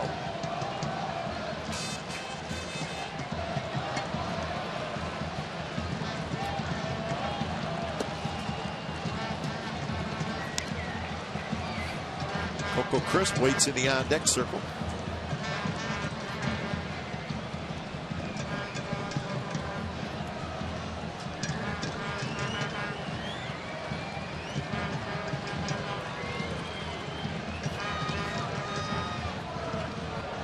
Reddick with the lead at first, and it's a swing and a miss. So that is strikeout number 1 for Ogando. Trying to breaking away from Derek Norris, the right-hander. Przenski to the outside, and maybe not necessarily a great pitch by Ogando, but had some movement off speed, and Derek Norris out in front of the pitch.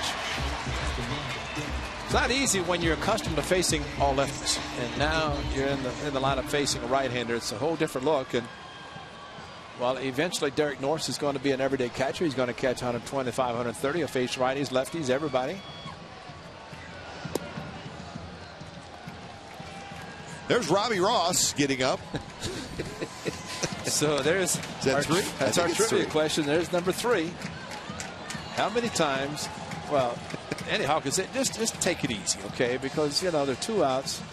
Maybe, just maybe, you don't have to throw a lot. That would drill to right. Cruz racing back near the wall, and he cannot catch it. Coming around is Reddick. The throw to the plate, not in time. 6-3. Coco with an RBI double.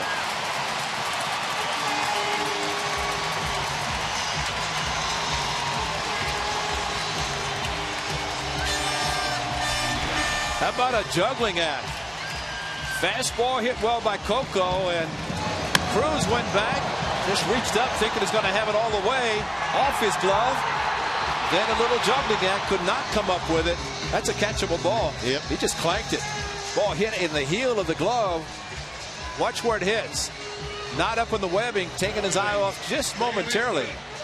And enough for the ball to hit hard in his glove and bounce out. Something about balls hit to right field, and Cruz having trouble. Freeze the Cardinals. That's a double BI until further review. Here's Sogard. Take it. So the Rangers outfielders have really helped the A's tonight. And his catchable balls have led to all 3 of the A's runs. It's not even a sunny day. Just think what's going to happen over the weekend. Oh, boy.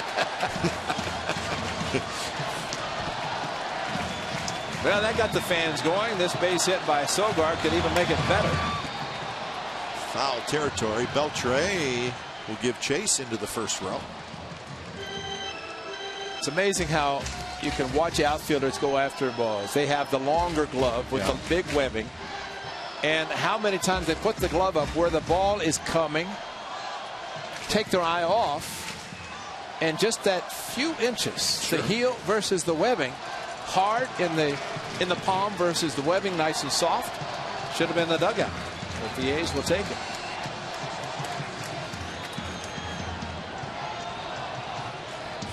Oh, 2 to Sogard.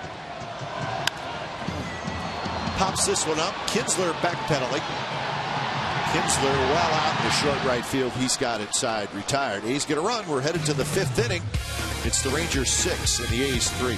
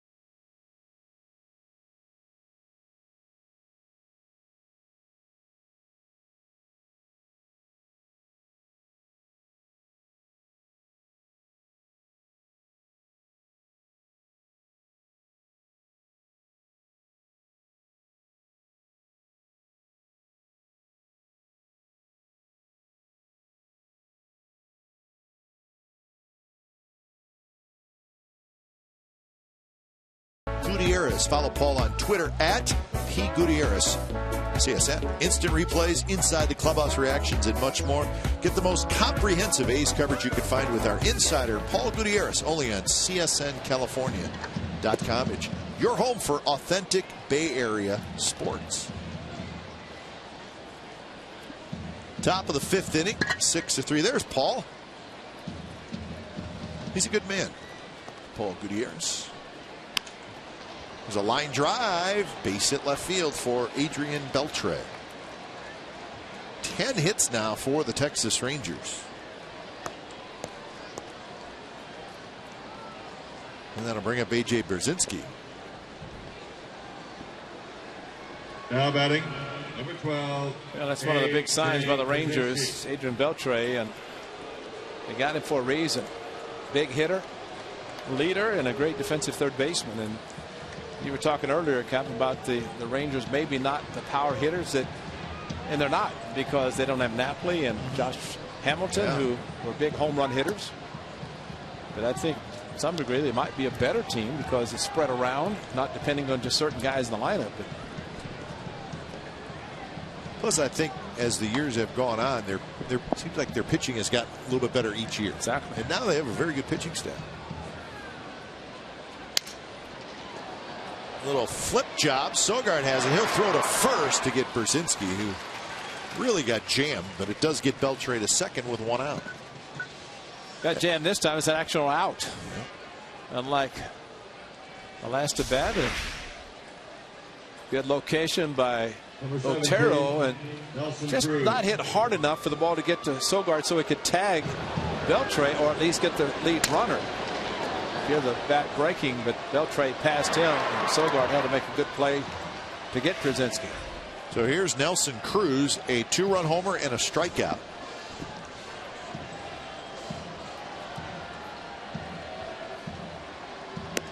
Slider is outside. It's like Ogando's not going to make the 5th.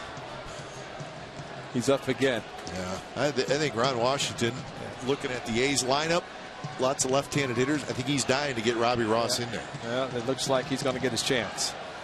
Figure if he does, he's going to wear him out, just throwing to the bullpen, loosening up. Cruz rolls it foul. You see a pitcher get up while the team is hitting. Yeah, that's an indication he's going to start the 5th.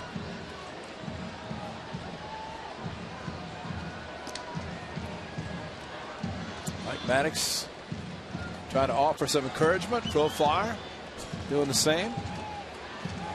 Bottom line, you can't throw strikes that many times, and 3 of the walks have scored. Otherwise, he'd have nothing given up. Reddick backs up into right center. He's got it. Beltre's going to tag. He's going to try for third, and he will get there. Swing for the fences with the new Home Run Derby mobile game from MLB.com. Available on iPhone and iPad. Download free today. Free today. Free.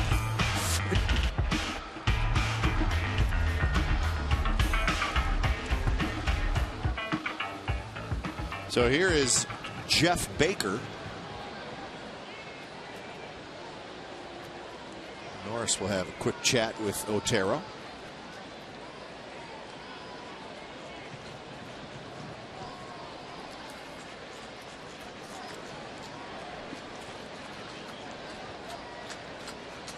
The A's trying to avoid the Rangers from scoring in 4 consecutive innings and trying to get a big shutdown inning. They added 1 to make it a 3-run game, and Beltre with the leadoff single gets to third base. Driven toward right center, hit well, but Coco's going to get back there, step in front of the warning track. He's got it, side retired. So Beltre is stranded. Bottom of the 5th coming up. 6-3 Texas.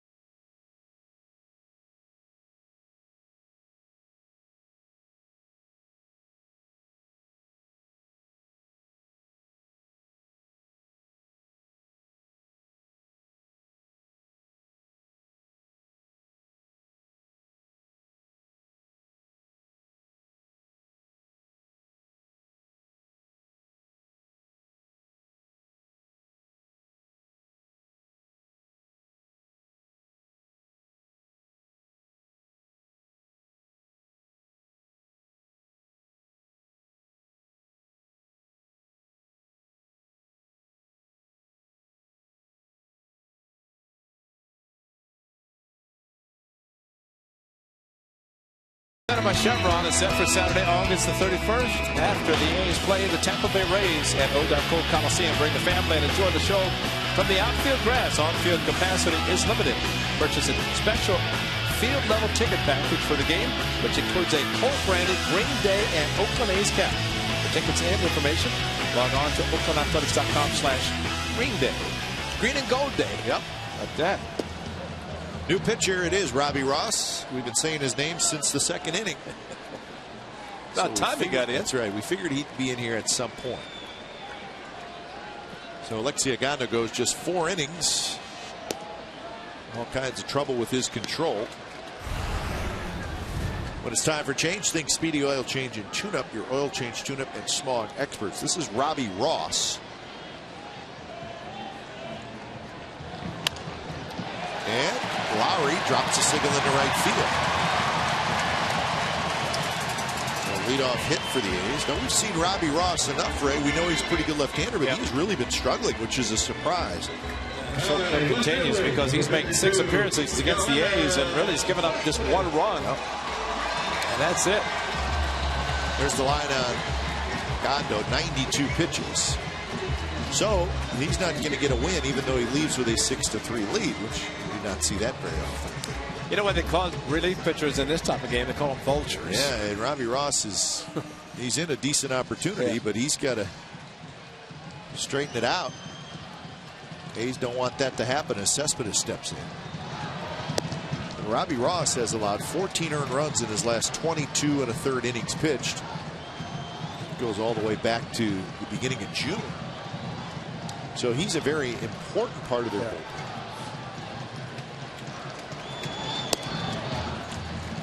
A game on the 20th of June when the A's were down there. The game that the A's lost 4-3, left 13 runners on base. Ross came in and struck out 3 in an inning in the 3rd. So he did his job. The bullpen did a great job in his rookie season, or his 2nd season. Rookie season pitched well for Ron Washington.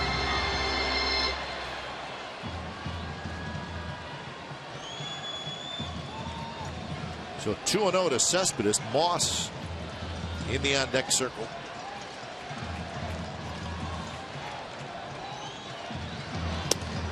And there's a strike.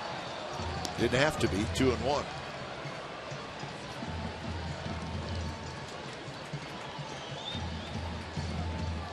Cespedes walked and scored in the 1st and had an infield hit in the 3rd.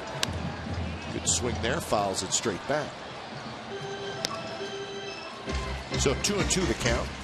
So that time the load, the getting ready to swing and look fastball just wasn't there. Otherwise Cespedes might have hit it way deep in the seats. Because sometimes we'll wait a little bit too long, cannot catch up to what was a 92-mile-an-hour fastball. That one, a hard cutter down and in, and Cespedes rolled it foul.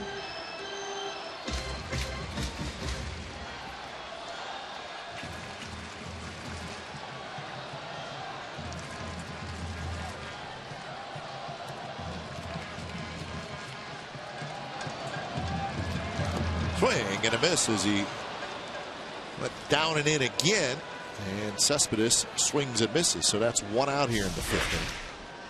Well, he was disciplined in the 1st inning. Walking gets Ogando. This slider out of the hand of Ross was in the dirt, or at least a ball as soon as it left. But Cespedes a little bit too anxious. Number 37, Brandon Moss.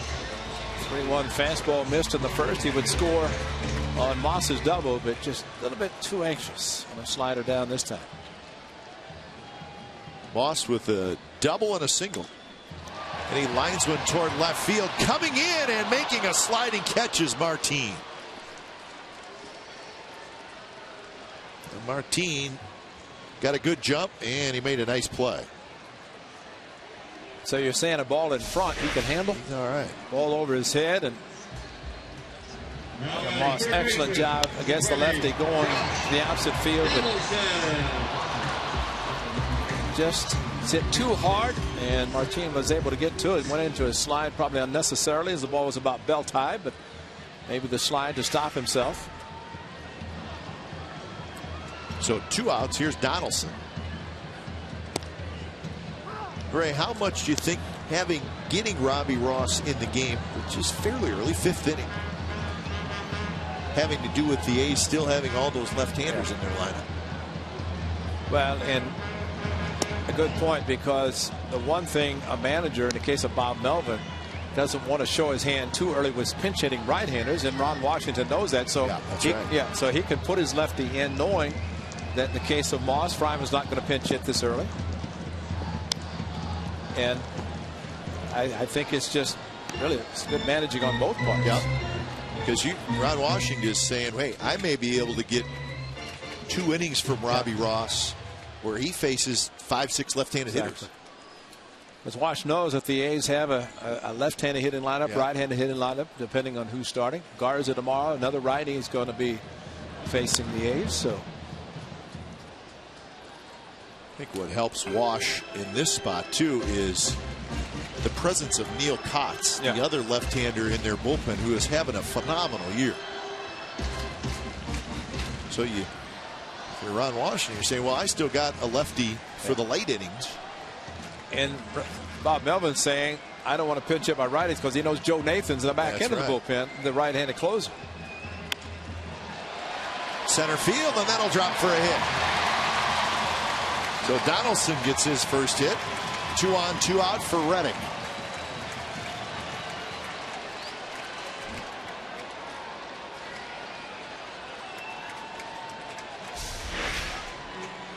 Josh Donaldson's got to be thinking what a difference an at-bat makes. And like Reddick's going to the mound again with more bullpen activity. 7th game of the World Series here at the Coliseum on August the 2nd. But it's just a matter of both managers realizing this is going to be a bullpen's game, and you got the relievers, might as well use them. That's Jason Frazier. You know, we're talking a lot about lefty on lefty here, but left-handed hitters have hit a lot better against Robbie Ross this year. So who knows?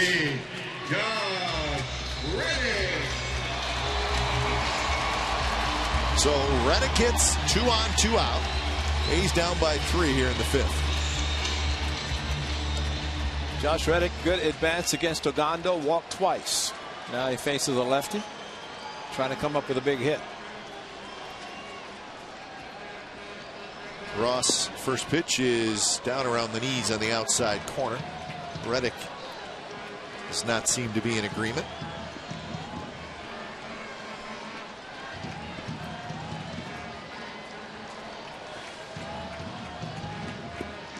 That hard slider.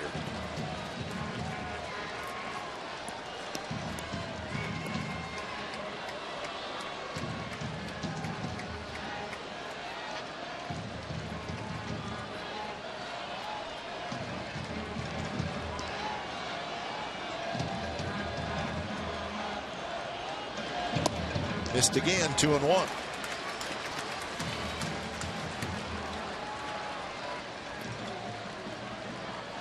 Lowry led off the inning with a base hit. Donaldson with a 2-out single.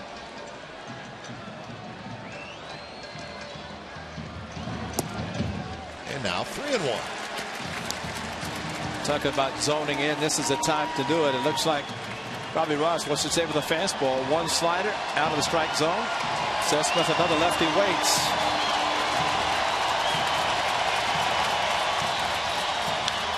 Good swing. Lowry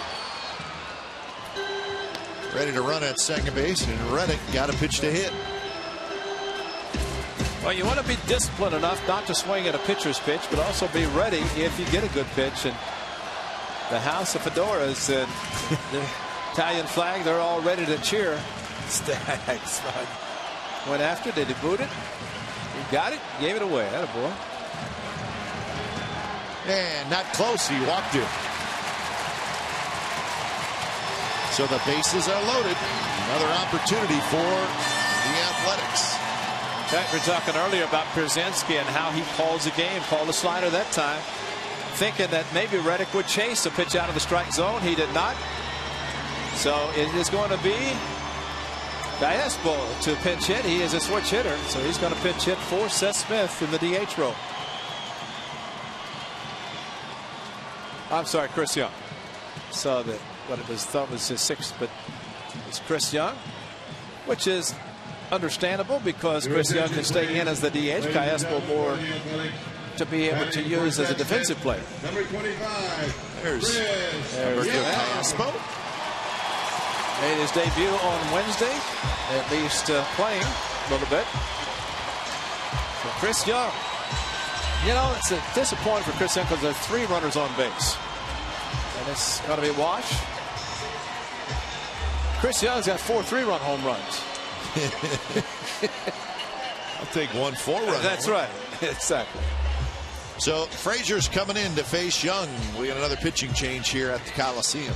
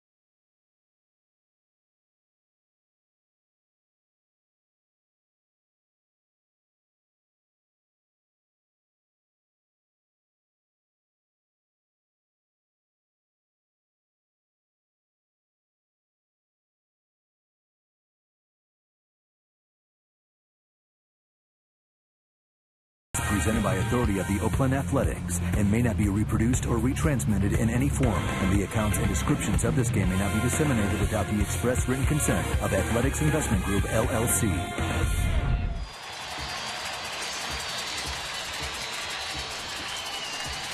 So Chris Young was going to pinch hit. Now he heads back to the dugout, and it is going to be Cayespo. So I like seeing this, Ray. The wheels are turning. Oh, they're turning big time. Jason Frazier, the veteran right-hander, out of the bullpen.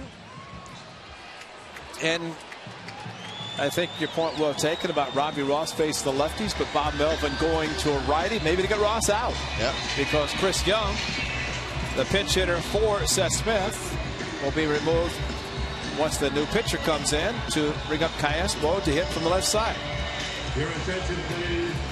So what a great time for Roberto Cayespo to hit 35,067 people screaming loudly for him.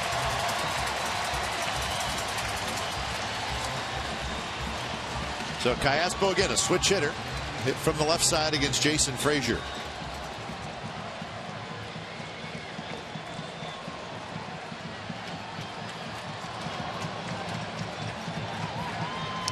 You can say, well, Bob Melvin had just burned 3 players in 1 plate appearance, but with Cayespo as an infielder in the DH role, he could always go in to play defense if necessary if it gets to that point.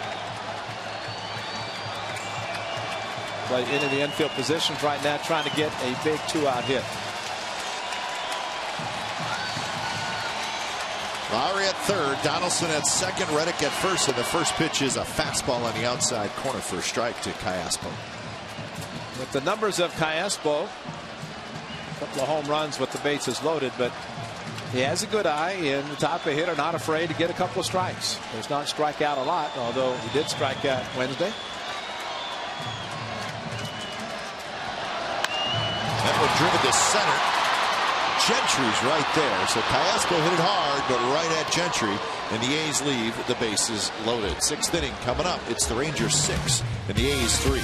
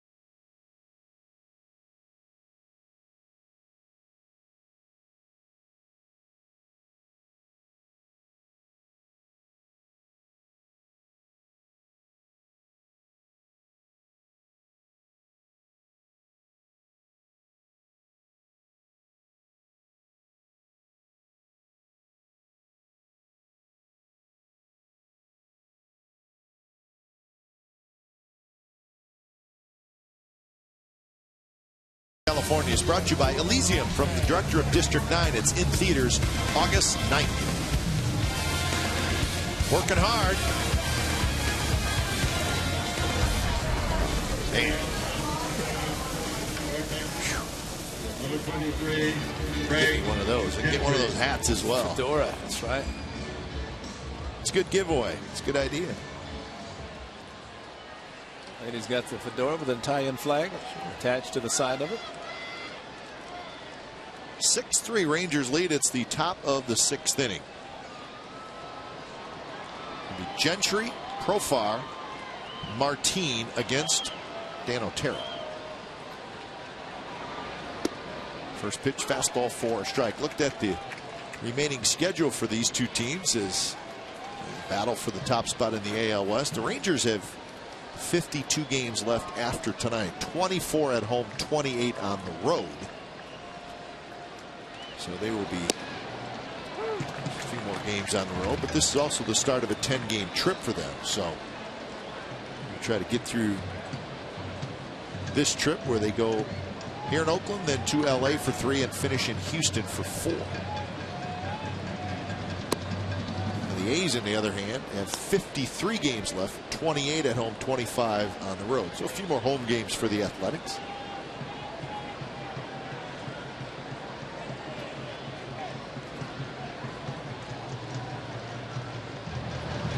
Swing and a miss. There's that sinker, and Otero gets a strikeout with it. And Otero seems, and unfortunately for him, does not pitch on a regular basis. This is a big performance for him, big outing for him, and that's a great two-seamer down and in. But he seems to pitch better once he gets into the game. But in tonight's game, he had to actually bear down very quickly, and he did. And he has done it, except for the Beltre base hit, which he ended up at third, but got the final out on a fly ball to center field. First pitch, curveball to Profar, drops in for a strike. Two-run homer for Profar, batting right-handed. That was in the 4th inning. And never forget the job Evan Scribner did game 162 last year. A.J. Griffin went short in the game. Scribner came in, picked up the win. The A's came back and won it. So not surprised these two teams meet, that it becomes a bullpen game. Yep.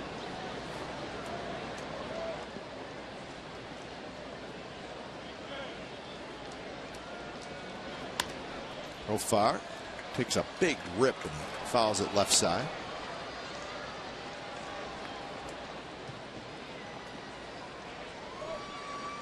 Profar, as a left-handed hitter, 276. As a right-handed hitter, 176. And the right-handed is how he hit the home run.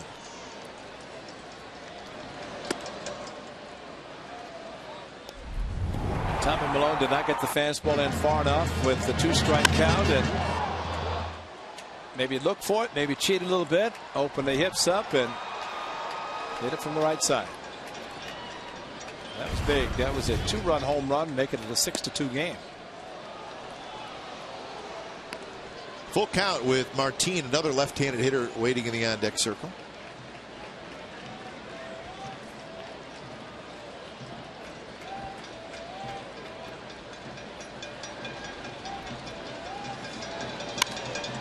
Hit hard to Sogard. Grabs it on one hop, and that's out number 2. And Profar now 1 for 3 as he sits down as the designated hitter. And here's Martin. Number 2, Leonis Martin. Never seen so many guys making out. Look at Diamond Vision. Watch the swing. Yeah. So these video coordinators have that all down for you. Just push a button. You can see everything you want to see.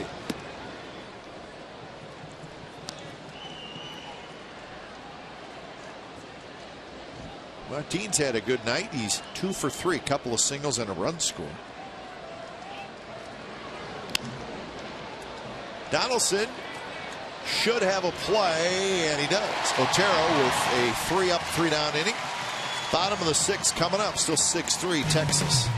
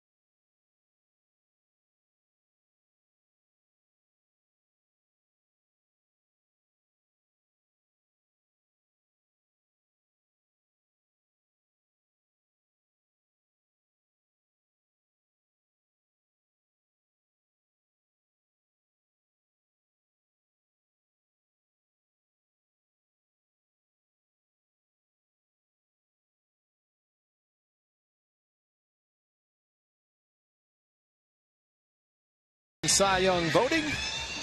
You got it if you said Ferguson Jenkins. Second in 74, and the A's Catfish Hunter won it that year in 1974. Catfish was excellent in all of his years. His number retired. McKipe, unfortunately, 34 years ago today, Catfish Hunter's catcher in New York, Thurman Munson, was killed in a plane crash. A plane that he was landing in Akron, Ohio on an off day.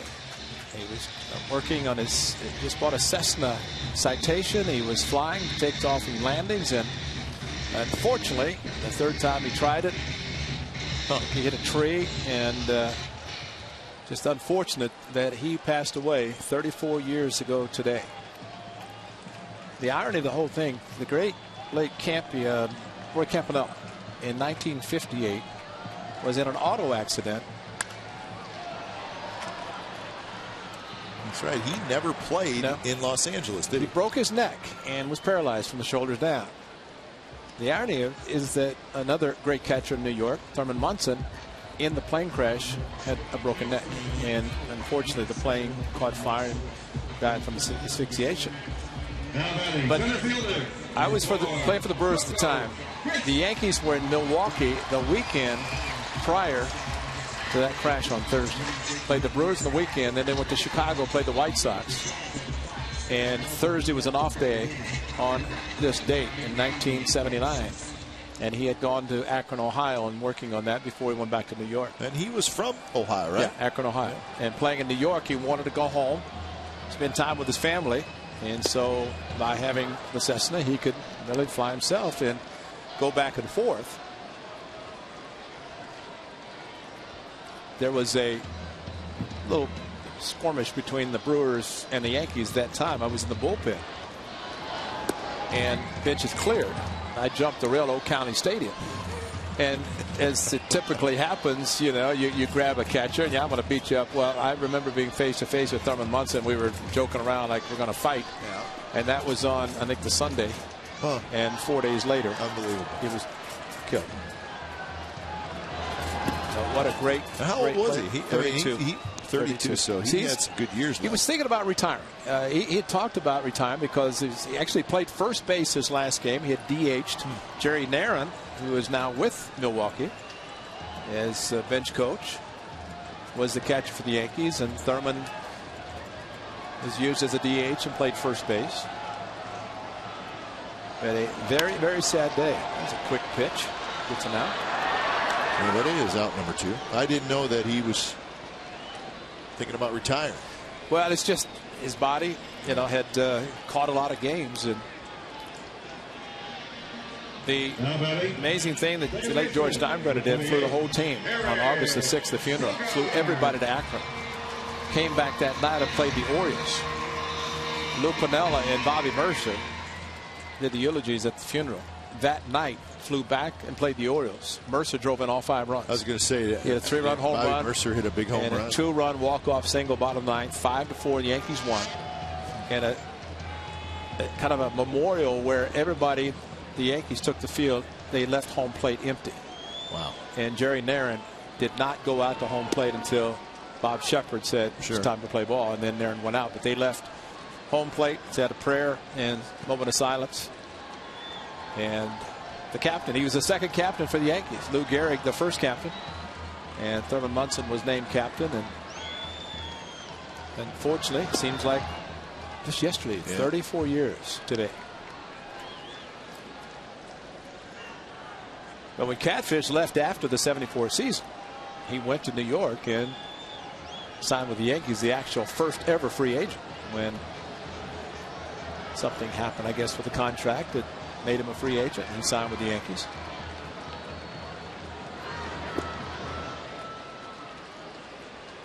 So the Yankees won it in 77 and 78, and then lost Thurman in 79.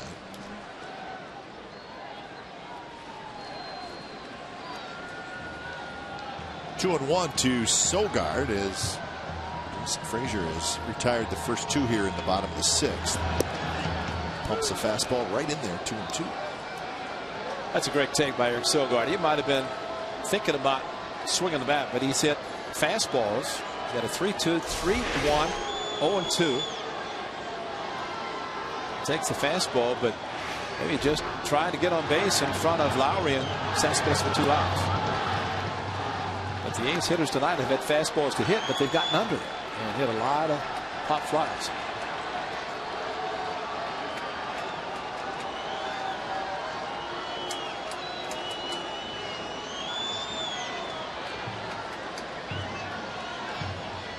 Payoff pitch to Sogard is hit high and foul down the left field line. Martin is going to make the catch right by the A's bullpen. Long run for Leonis Martin. And Frazier has a 3-up, 3-down inning, and we're moving to the 7th.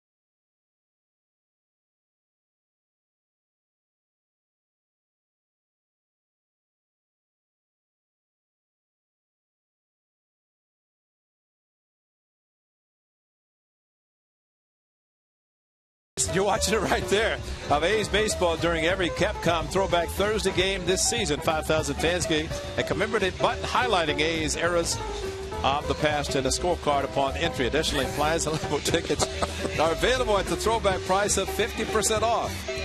Collect all 8 buttons on Capcom Throwback Thursdays. For more information and tickets, go to OaklandAthletics.com/Thursday. You know Ricky's going to win this. I mean, you got 2 pitchers and the all-time stolen base leader, Ricky Henderson.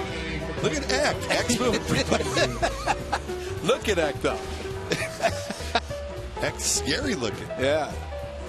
What if does Eck know that? What do we call it? Is there a name for? We call them big heads. Or yeah. What Yeah, it's the big head. The big head. Does Eck know that he's got a big head here in Oakland? And you know, we got to let him know that. I don't know that Eck would signed off on that look of his.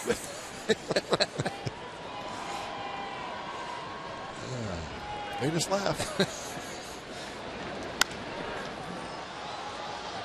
Hard to read the throwback and know that those guys are on the screen. You did a good job. There they are. That's Raleigh to your left. Here, Eck and Ricky Henderson. All right.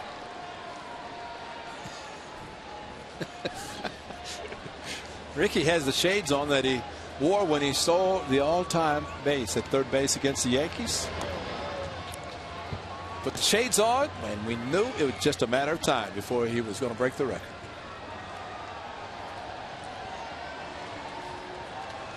Top of the 7th inning, Andrus, Kinsler, and Beltre for the Rangers.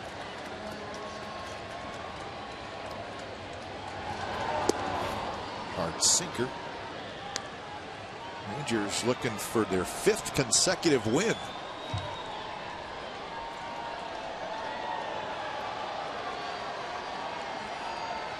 Otero 2 1/3 innings. And that one's dropped into left field for a hit by Elvis Andrus. He's 2 for 4. So leadoff man aboard.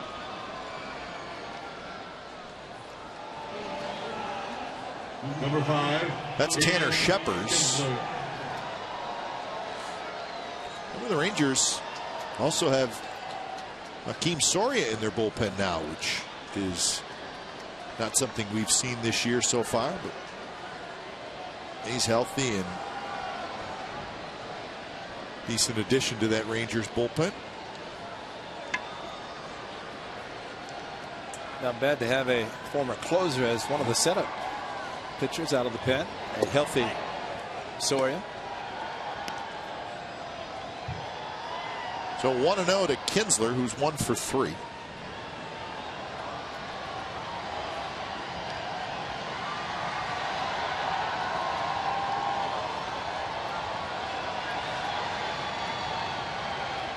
Andrus, very good base stealer. And the pitch is inside. Andrus has 24 steals, and he's only been caught 3 times.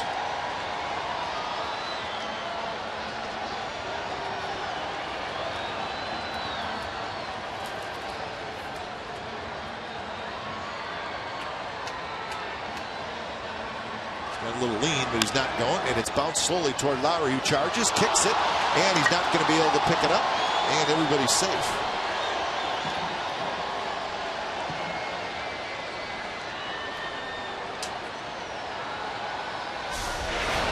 But he charged the ball, was trying to catch it, and then flipped back to Sogard, but the ball ate him up. And I think that's one that you sit back, you get one for sure. Maybe difficult to turn a double play, but you at least get the lead runner, keep the double play in order. And that is an E6 all the way.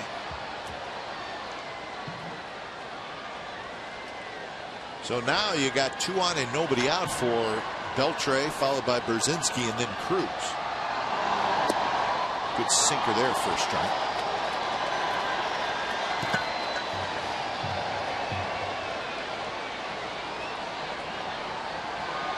Beltre's got a couple of hits. 11 hits for Texas, 6 hits for the A's.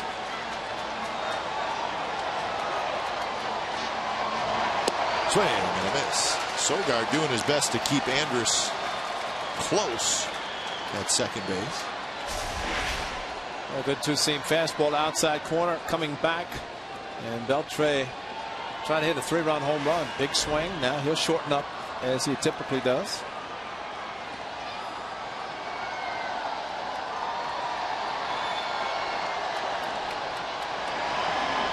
So Jerry Blevins starts to get to work in the bullpen.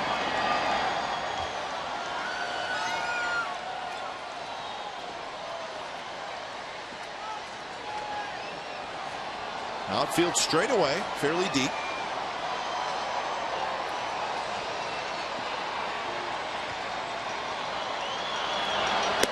Fastball is high. See Norris almost stand up. I know you cringe when you see a catcher do that. Yeah. Just hope that it's up there if you're going to waste one that badly. Otherwise, just lick your fingers and have it call a ball. You don't get many guys swing. Occasionally you get a hitter, get a little crazy, swing a pitch that high. 2-2 now to Beltre.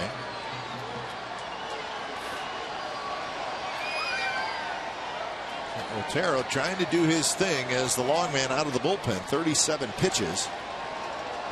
But in some trouble here in the 7th.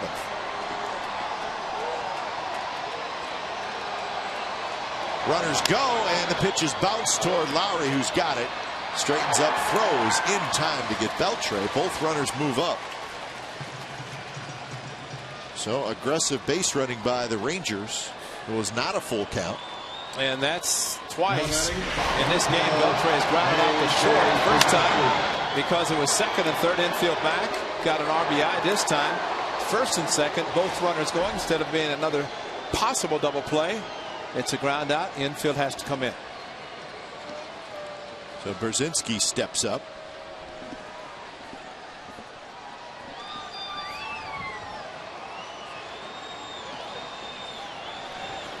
And the first pitch is strike on the inside corner. I just felt like this is where Brzezinski's tough out rate, because he just does not strike out a lot. And he'll chase a little bit, but he has the ability to put the bat on the ball. And he's been jammed the last 2 at bats. One's been a base hit, one an out. Either one right now probably scored 2 runs. Same pitch. Yeah, that was a good pitch, but missed. Brzezinski, after the first one is called a strike, looked back to the umpire and did a wow, and throws the same pitch and calls it a ball.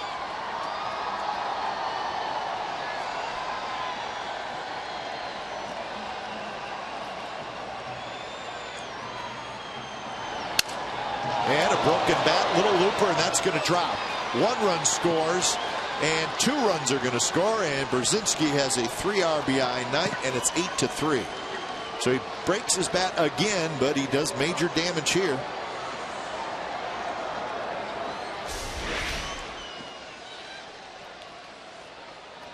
Three pitches, identical location. One called a strike, one a ball, the other a broken bat, 2-run single.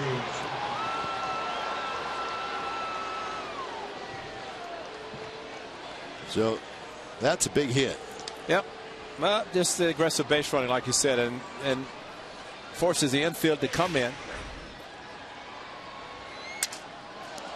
Another broken bat out at second, and that's a double play. So the Rangers get 2 runs on Brzezinski's 2-run single. It's now 8-3.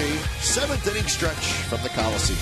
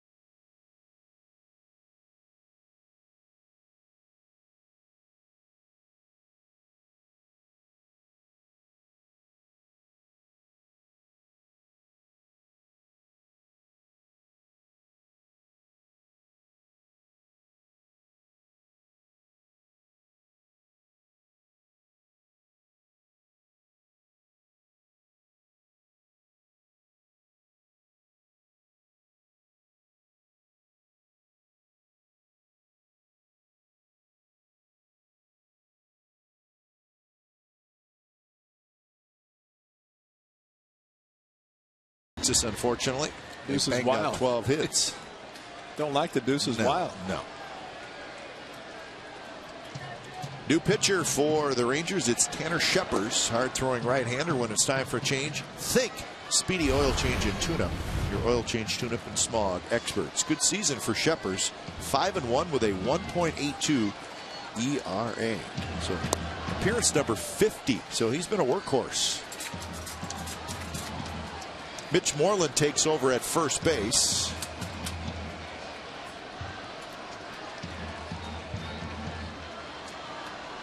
So Moreland in, Baker out. And Lowry fouls it back.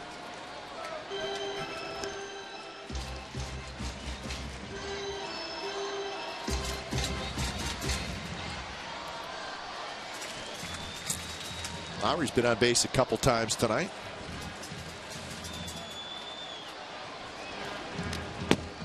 Looking at some of the scores from around Major League Baseball.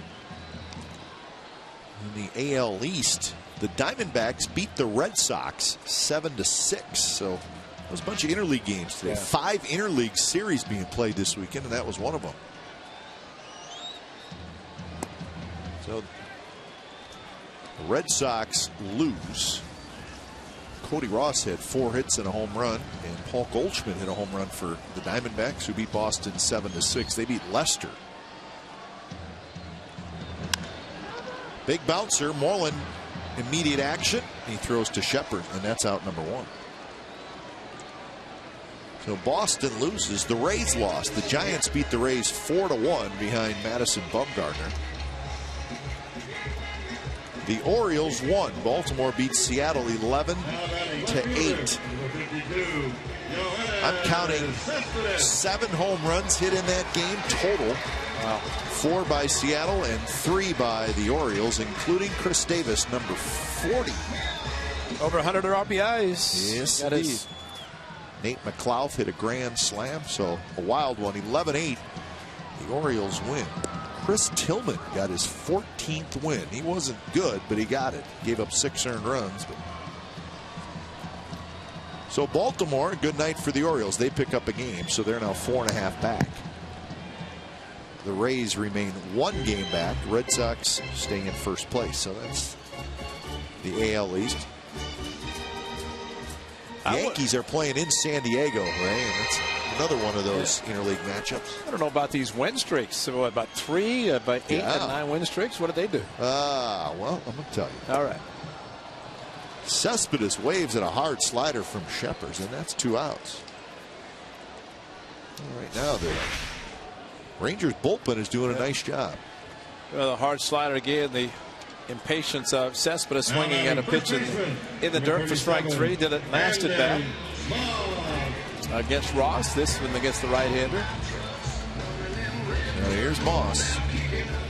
Well, the Tigers won. Tigers beat the White Sox 2-1. Well, Detroit is hot. There's one of your win streaks. They have now won 6 in a row and 10 of their last 11. And they haven't had Cabrera for a handful of games. He did not play tonight. Moss, nice swing, fouls it back.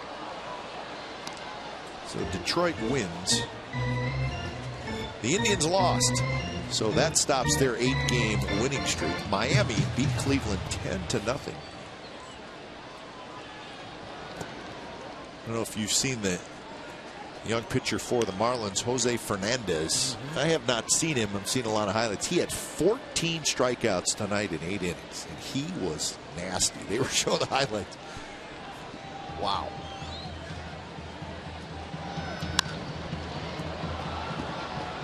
Long run for Martin, the left fielder, but he's going to get there into foul territory, and Sheppers has a quick inning throughout 3 downs. So we're on to the 8th. 8-3 Texas.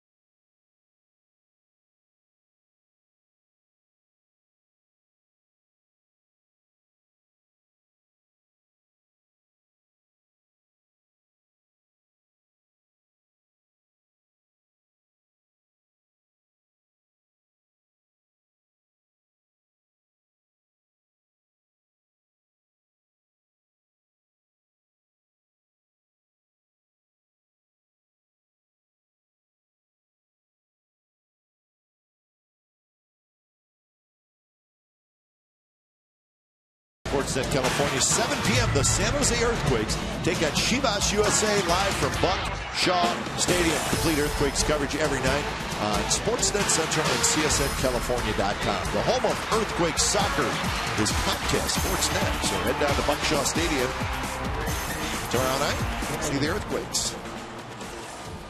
Sellout crowd tonight at the Coliseum. Right now the Rangers leading 8-3 in the first of this 3-game set.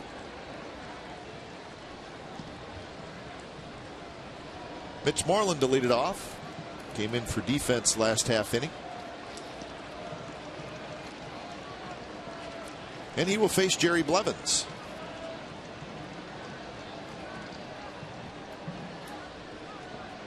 So Blevins' first pitch, a slider, grabs the inside corner.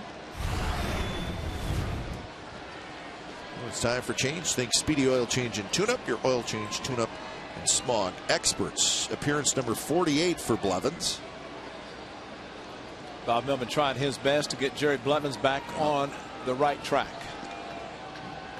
Struggled again on Wednesday coming in the game, but mentioned the other lefty who's warming up for the Rangers right now, but Jerry Blevins very important in the bullpen of the Athletics.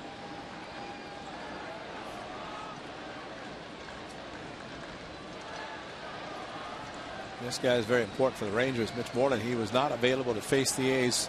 The A's down in Arlington, but a powerful first baseman. He can hit. Well, he was hot early on when we saw him. Here's Neil Kotz.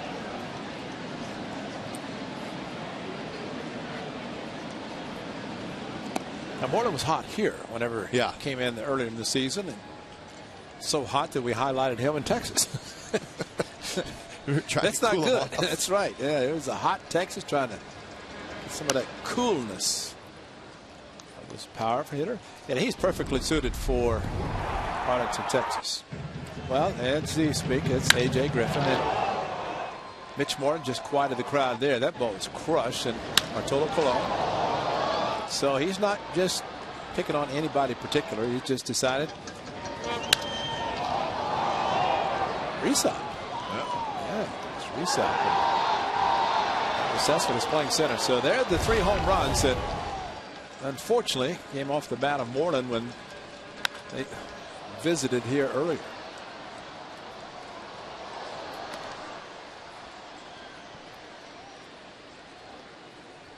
So 1-2 the count to Moreland. I think he had to go into the Sable list with an injured hamstring. Yep. If he hits home runs, he doesn't have to run hard.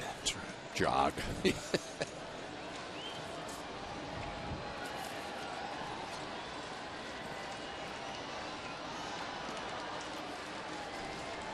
Blevins facing Moreland, 1-2. That one grounded right to Sogard, who gobbles it up. Moreland is retired for out number 1.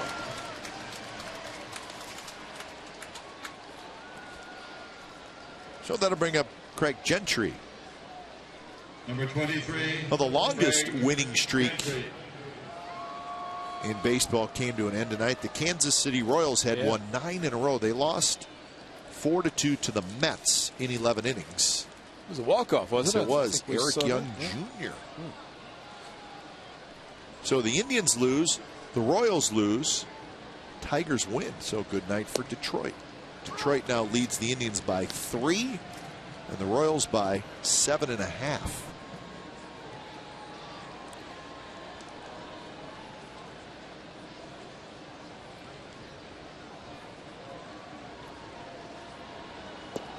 That old thing about trying to sustain a winning streak. When you fall behind, as the Royals and really the Indians are behind the Tigers, and you start winning, you just got to keep it going. And you end a winning streak, you have to start it again. The Royals, especially, a team that has been playing well lately. Or you do what the Tigers did. I mean, you think about it. Kansas City wins 9 in a row.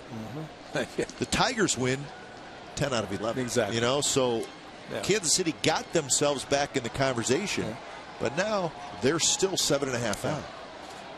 Yeah, they were hoping for somebody else to beat the Tigers. Right. That's right. really similar to what the A's did in 2002 when they won all those games. I think the Angels were something like 17-2 at the same time. They just couldn't get rid of them. But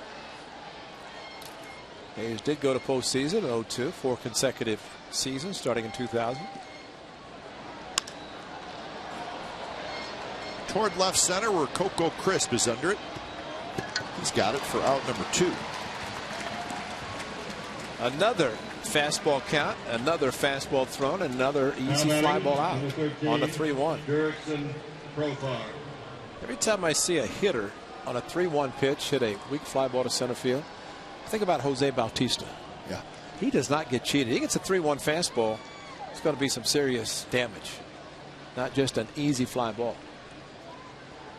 And then you see what he did on Wednesday when he shoots the ball down the right field line, and that was the biggest hit in the game. But he was aggressive. Yeah. He got a fastball, but aggressive still. Of course, against Dan Stralia, pulled a slider into the seats. It took less than a second to leave the yard. Neshek getting ready.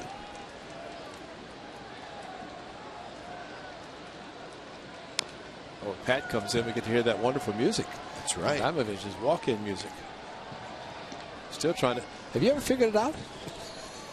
No, I've given up. Delaire has that. Doesn't he have that device that you can put it up to a song and it can tell you what the song is and the artist? I got it right here. Do you? Do it. You got to find out what this is. I don't want to ask Pat. Shazam. Is that what it's called? Oh, that's not the song. Give me your phone. I'm gonna No, that's download okay. Shazam. That's okay. You. That's all right. I just want you to tell me when Pat Neshek comes in. All right. And you turn on Shazam and you tell us all what his music is. Okay. It's going to be very informational. That's what we're all about here at Comcast Sportsnet California when the score is 8-3. Profar has a 2-run homer. He's behind in the count 1-2, setting up inside. And it's right there, strike 3 call. Blevins with a 3-up, 3-down inning. And we're going to the bottom of the 8th. It'll be Donaldson, Reddick, and Callaspo. 8-3 Texas.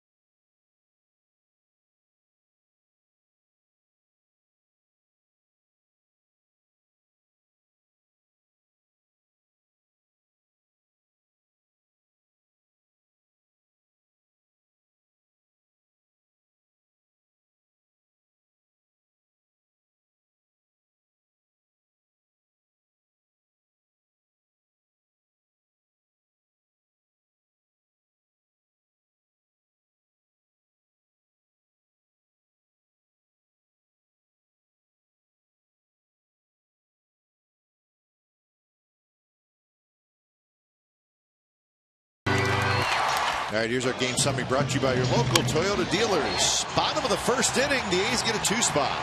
Brandon Moss, 2-out, 2-run double, and it was a good start for the Athletics. But Nelson Cruz tied it in the second inning with his 26th home run of the year. And then Rangers started to swing. Jerks and Profar, a 2-run homer in the 4th. Well, the Rangers scored 2 in the 2nd, 2 in the 3rd, 2 in the 4th, 2 in the 7th. 8 runs, 12 hits, no errors for Texas. 3 runs, 6 hits, 1 error for the Athletics. Well, neither pitcher pitched very deep in this game. Neither starting pitcher was sharp. But maybe David Murphy comes into the game for defense. He's in left field. Martin goes to right. Cruz is out.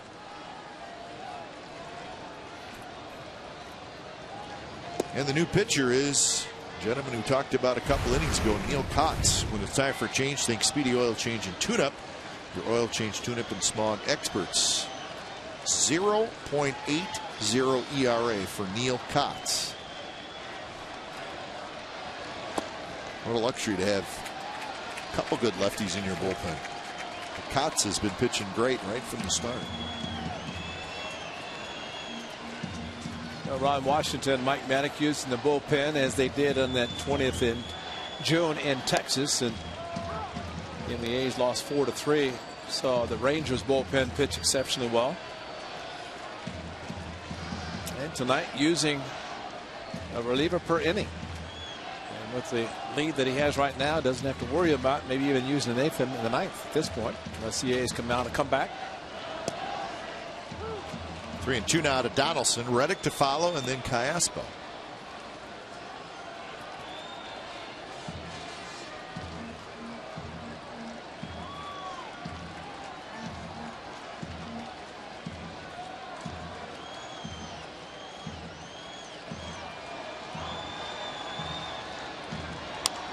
Big bouncer foul. Neil Kotz had not pitched in the big league since 2009 with the Cubs. Injuries, knocked around, finally got healthy. Remember, he was called up to the big leagues when the A's were in Texas the 21st of May. And I think he pitched that night, or maybe the next night. He pitched both nights. Yeah. And 21st and 22nd. I remember you and I said, wow, he looks good for a guy who hasn't been in the big leagues in such a long time. And he has continued to pitch well. Cappy had those two appearances, 3 innings, 4 strikeouts. That's right. And a better one on the 19th when Texas won 9-4. A couple of strikeouts, inning and a third. But he's really given up just 2 hits in his 4 appearances against the A's. And the A's get a base runner as Donaldson works the walk. It's his second walk. So maybe it's time. Maybe it's time. Well, join us tonight on A's Post-Game Live for the A-Team. A special presentation of its 4 broadcasters, Korak, Petronio, Fossey, and myself. We're going to get together, talk about tonight's game in an unscripted roundtable discussion. It's only on A's Post-Game Live and 95.7 The Game. That's coming up after the game. So we'll talk about tonight's game, maybe talk about an A's comeback. It would be a big one. Reddick pops it up. Beltre in front of the A's dugout. He grabs it, and Reddick is retired. Reddick had walked 3 times, so that's the first time the Rangers have retired him.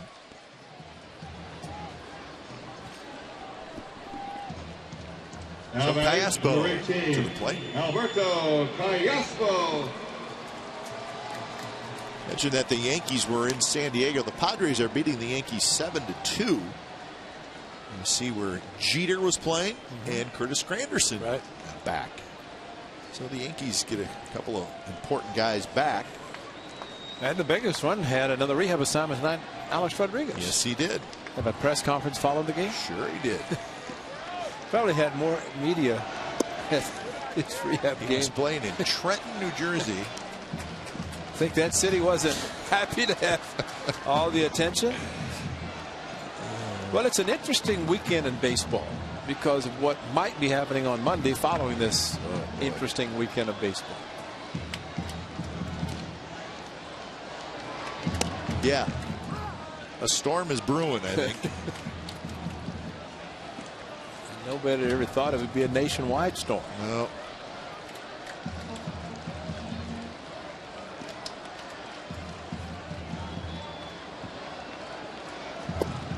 What we're talking about is it sounds like the more suspensions are coming, and it sounds like Monday morning. Yeah, they said it would not be the weekend, so can only speculate that it might be then. Ball pops out of Brzezinski's glove, and Callaspo strikes out, so that's out number 2.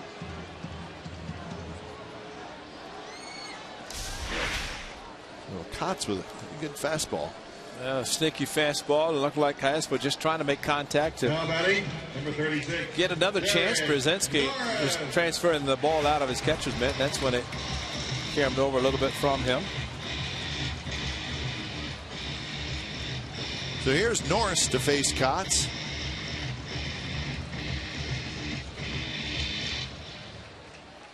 It's been Ogando, Ross, Frazier, Sheppers, and Kotz.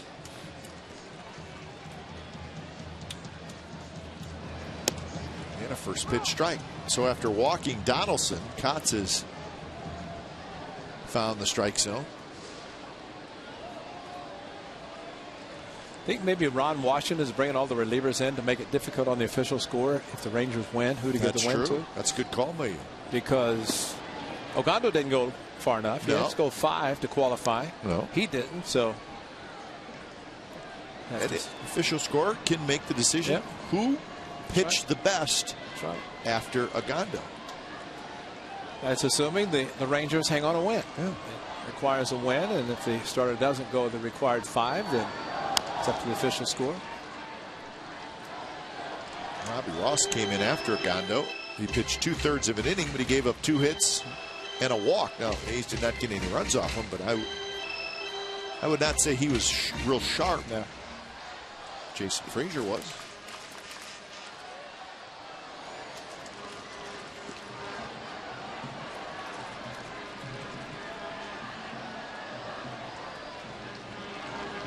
One-two pitch.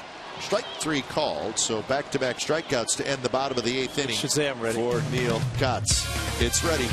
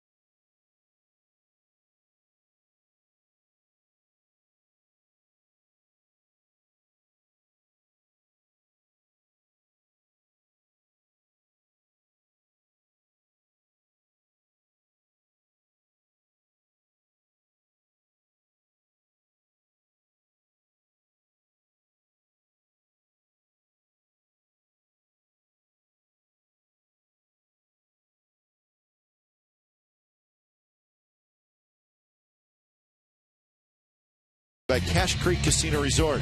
Cache Creek's endless summers, waves of cash every day. Visit CacheCreek.com for details. Sellout crowd tonight. Number 2, Iones. But it's the Rangers who are shooting for their 5th consecutive win, and they're trying to move a game closer to the Athletics. So here's Neshek. We were unable to pin down the musical treat that Ray wanted to hear. Well, the only Shazam we really know is Gomer Pyle, right? Right. There's nothing wrong with Gomer. When it's time for change, think Speedy Oil Change and Tune-Up, your oil change, tune-up, and smog experts. 2-1, 2.53 ERA for Neshek as he pitches here in the top of the 9th inning. Top of the order, Martin, Andrus, Kinsler. Martin and Andrus have been on base twice each, so they've done their job from top of the order. Heck, Martin getting a chance. This is his 5th consecutive start in the leadoff spot. He's never hit in the leadoff spot before in these 5 games.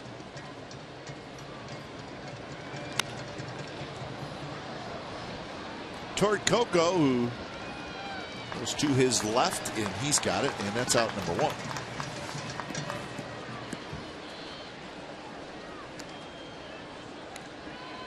And that'll bring up Elvis Andrus. Now batting, number 1, Elvis Andrus. See where the Dodgers won today. They won in Chicago 6-2. And that's a big deal because it is their 12th consecutive road win. That ties a club record that goes all the way back to 1924. It looks like the Dodgers took about a year for that group of players to start to play together. Yeah, they're liking each other now.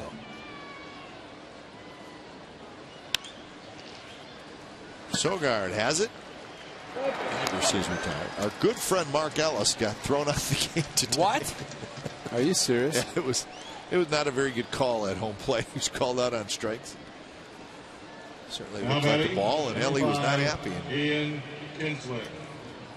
Mark Ellis had a great comment about Yasiel Puig, the way he plays, and whether you like him or not, a lot of energy. And Mark Ellis said, "Would you want to watch me play all the time, or you want somebody like that with a little bit of energy?" Mark is just play every day and play the game the right way and make hard plays look easy.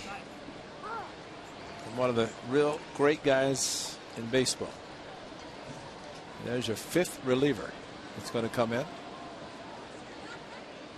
And it's Joaquin Soria. A's will have the top of their order in the bottom of the 9th with lots of work to do.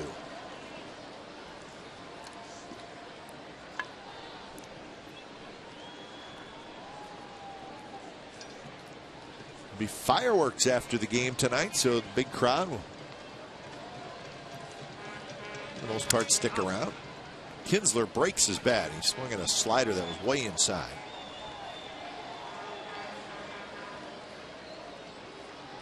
Kinsler is 1 for 4. He has singled, flied to center, struck out, and reached on an air. He scored a run.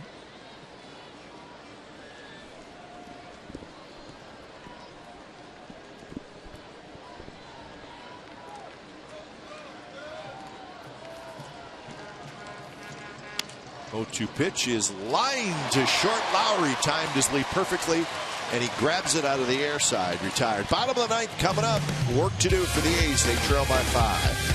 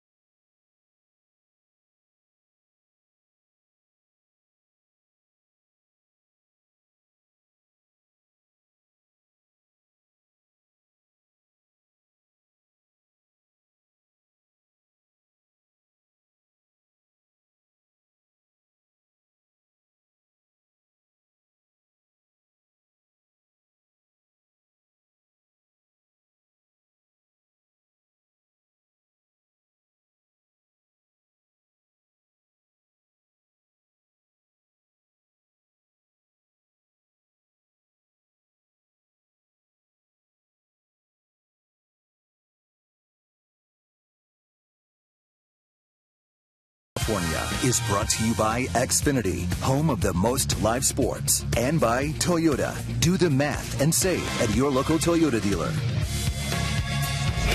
Time now for the AT&T U-verse Rewind. Well, it all looked good right in the first inning. Brandon Moss shaking hands with everybody and then comes up with 2 runners on base thanks to a couple of walks by Ogando, who was wild. Moss with a double over the head of the left fielder Martin.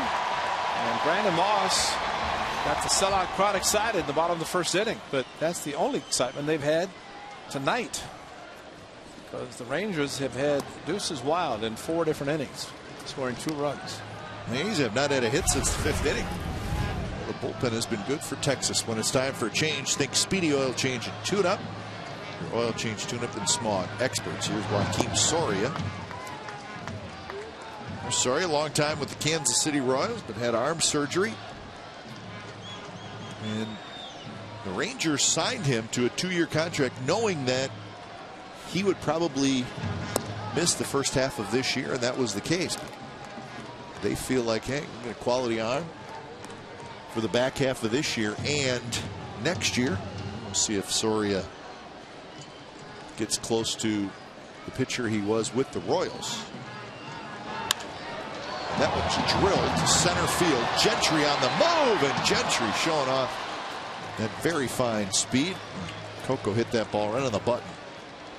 If you don't hit it in the true gap in right center, left center, it's an out. Yeah, because he'll track it down. Gentry, tremendous speed. And if he plays as well against every other team as well as he plays against the A's, then he's a superstar.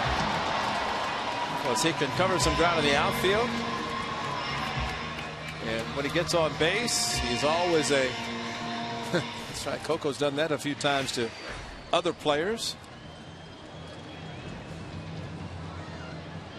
So here's Sogard, and Sogard takes a strike on the outside corner.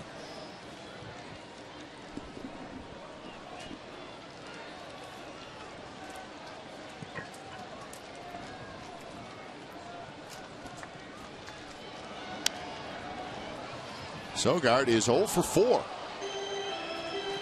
Fly ball to center, fly ball to right, pop out to second, foul out to left. Sogard has not had a whole lot of offers lately, but he's sitting on one right now.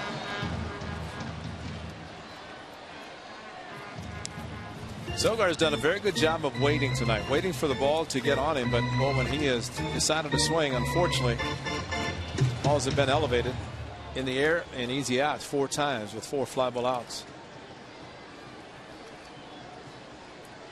His best approach is opposite field.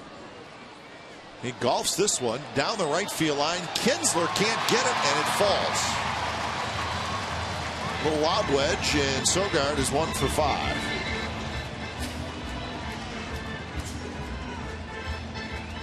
Kinsler running the outfield looking for help from Cruz, but he got it. Got 0.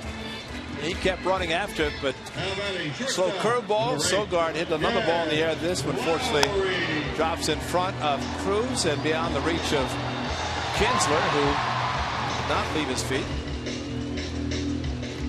Martin, I apologize. I thought that was not Cruz out there. So that is hit number 7, and it's the first hit for the A's since Donaldson's 2-out single in the 5th inning.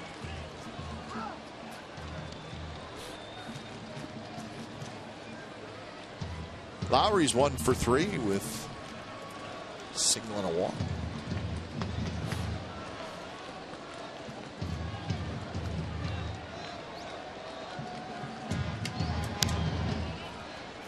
And it's 0-2.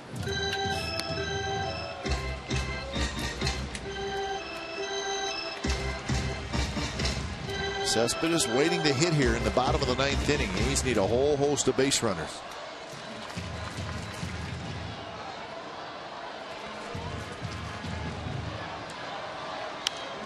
And that one foul back.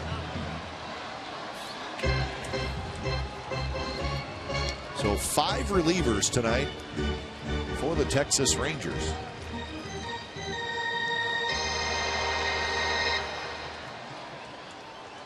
And those 5 have yet to allow a run to the A's.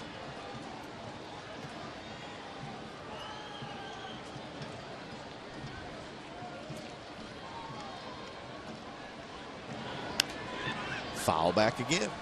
Nobody holding Sogard on.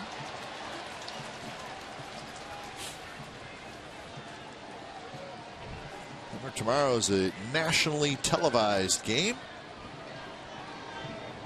And it'll be a 1:05 first pitch. Parker Garza. So that's a good pitching matchup. Garza didn't pitch that long ago here with the Cubs. No. The Cubs came in town, interleague play.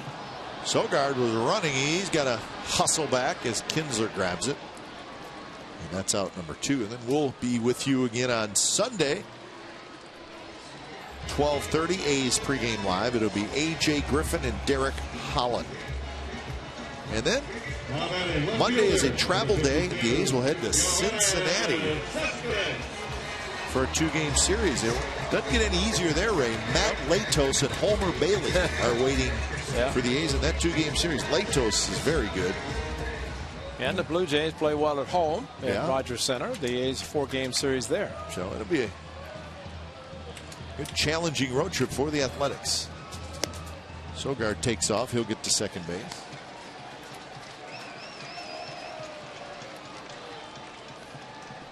Cespedes, walk, single, and a couple of strikeouts.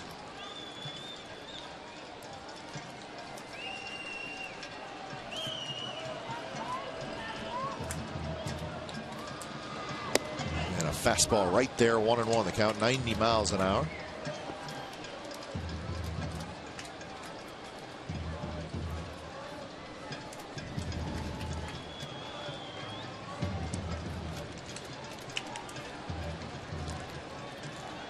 Not a very energetic let's go Oakland below us.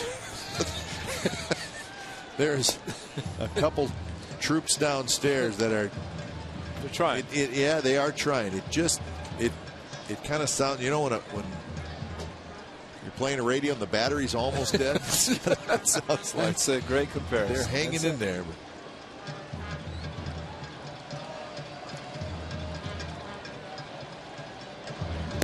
Slider misses outside, 3-1.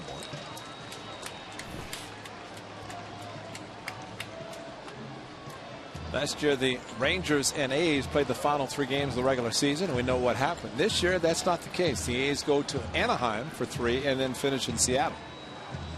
So it will not be head-to-head against a team that right now is chasing the Athletics. No, in fact, after this series, the A's will have a home-and-home left. Yep, that's it.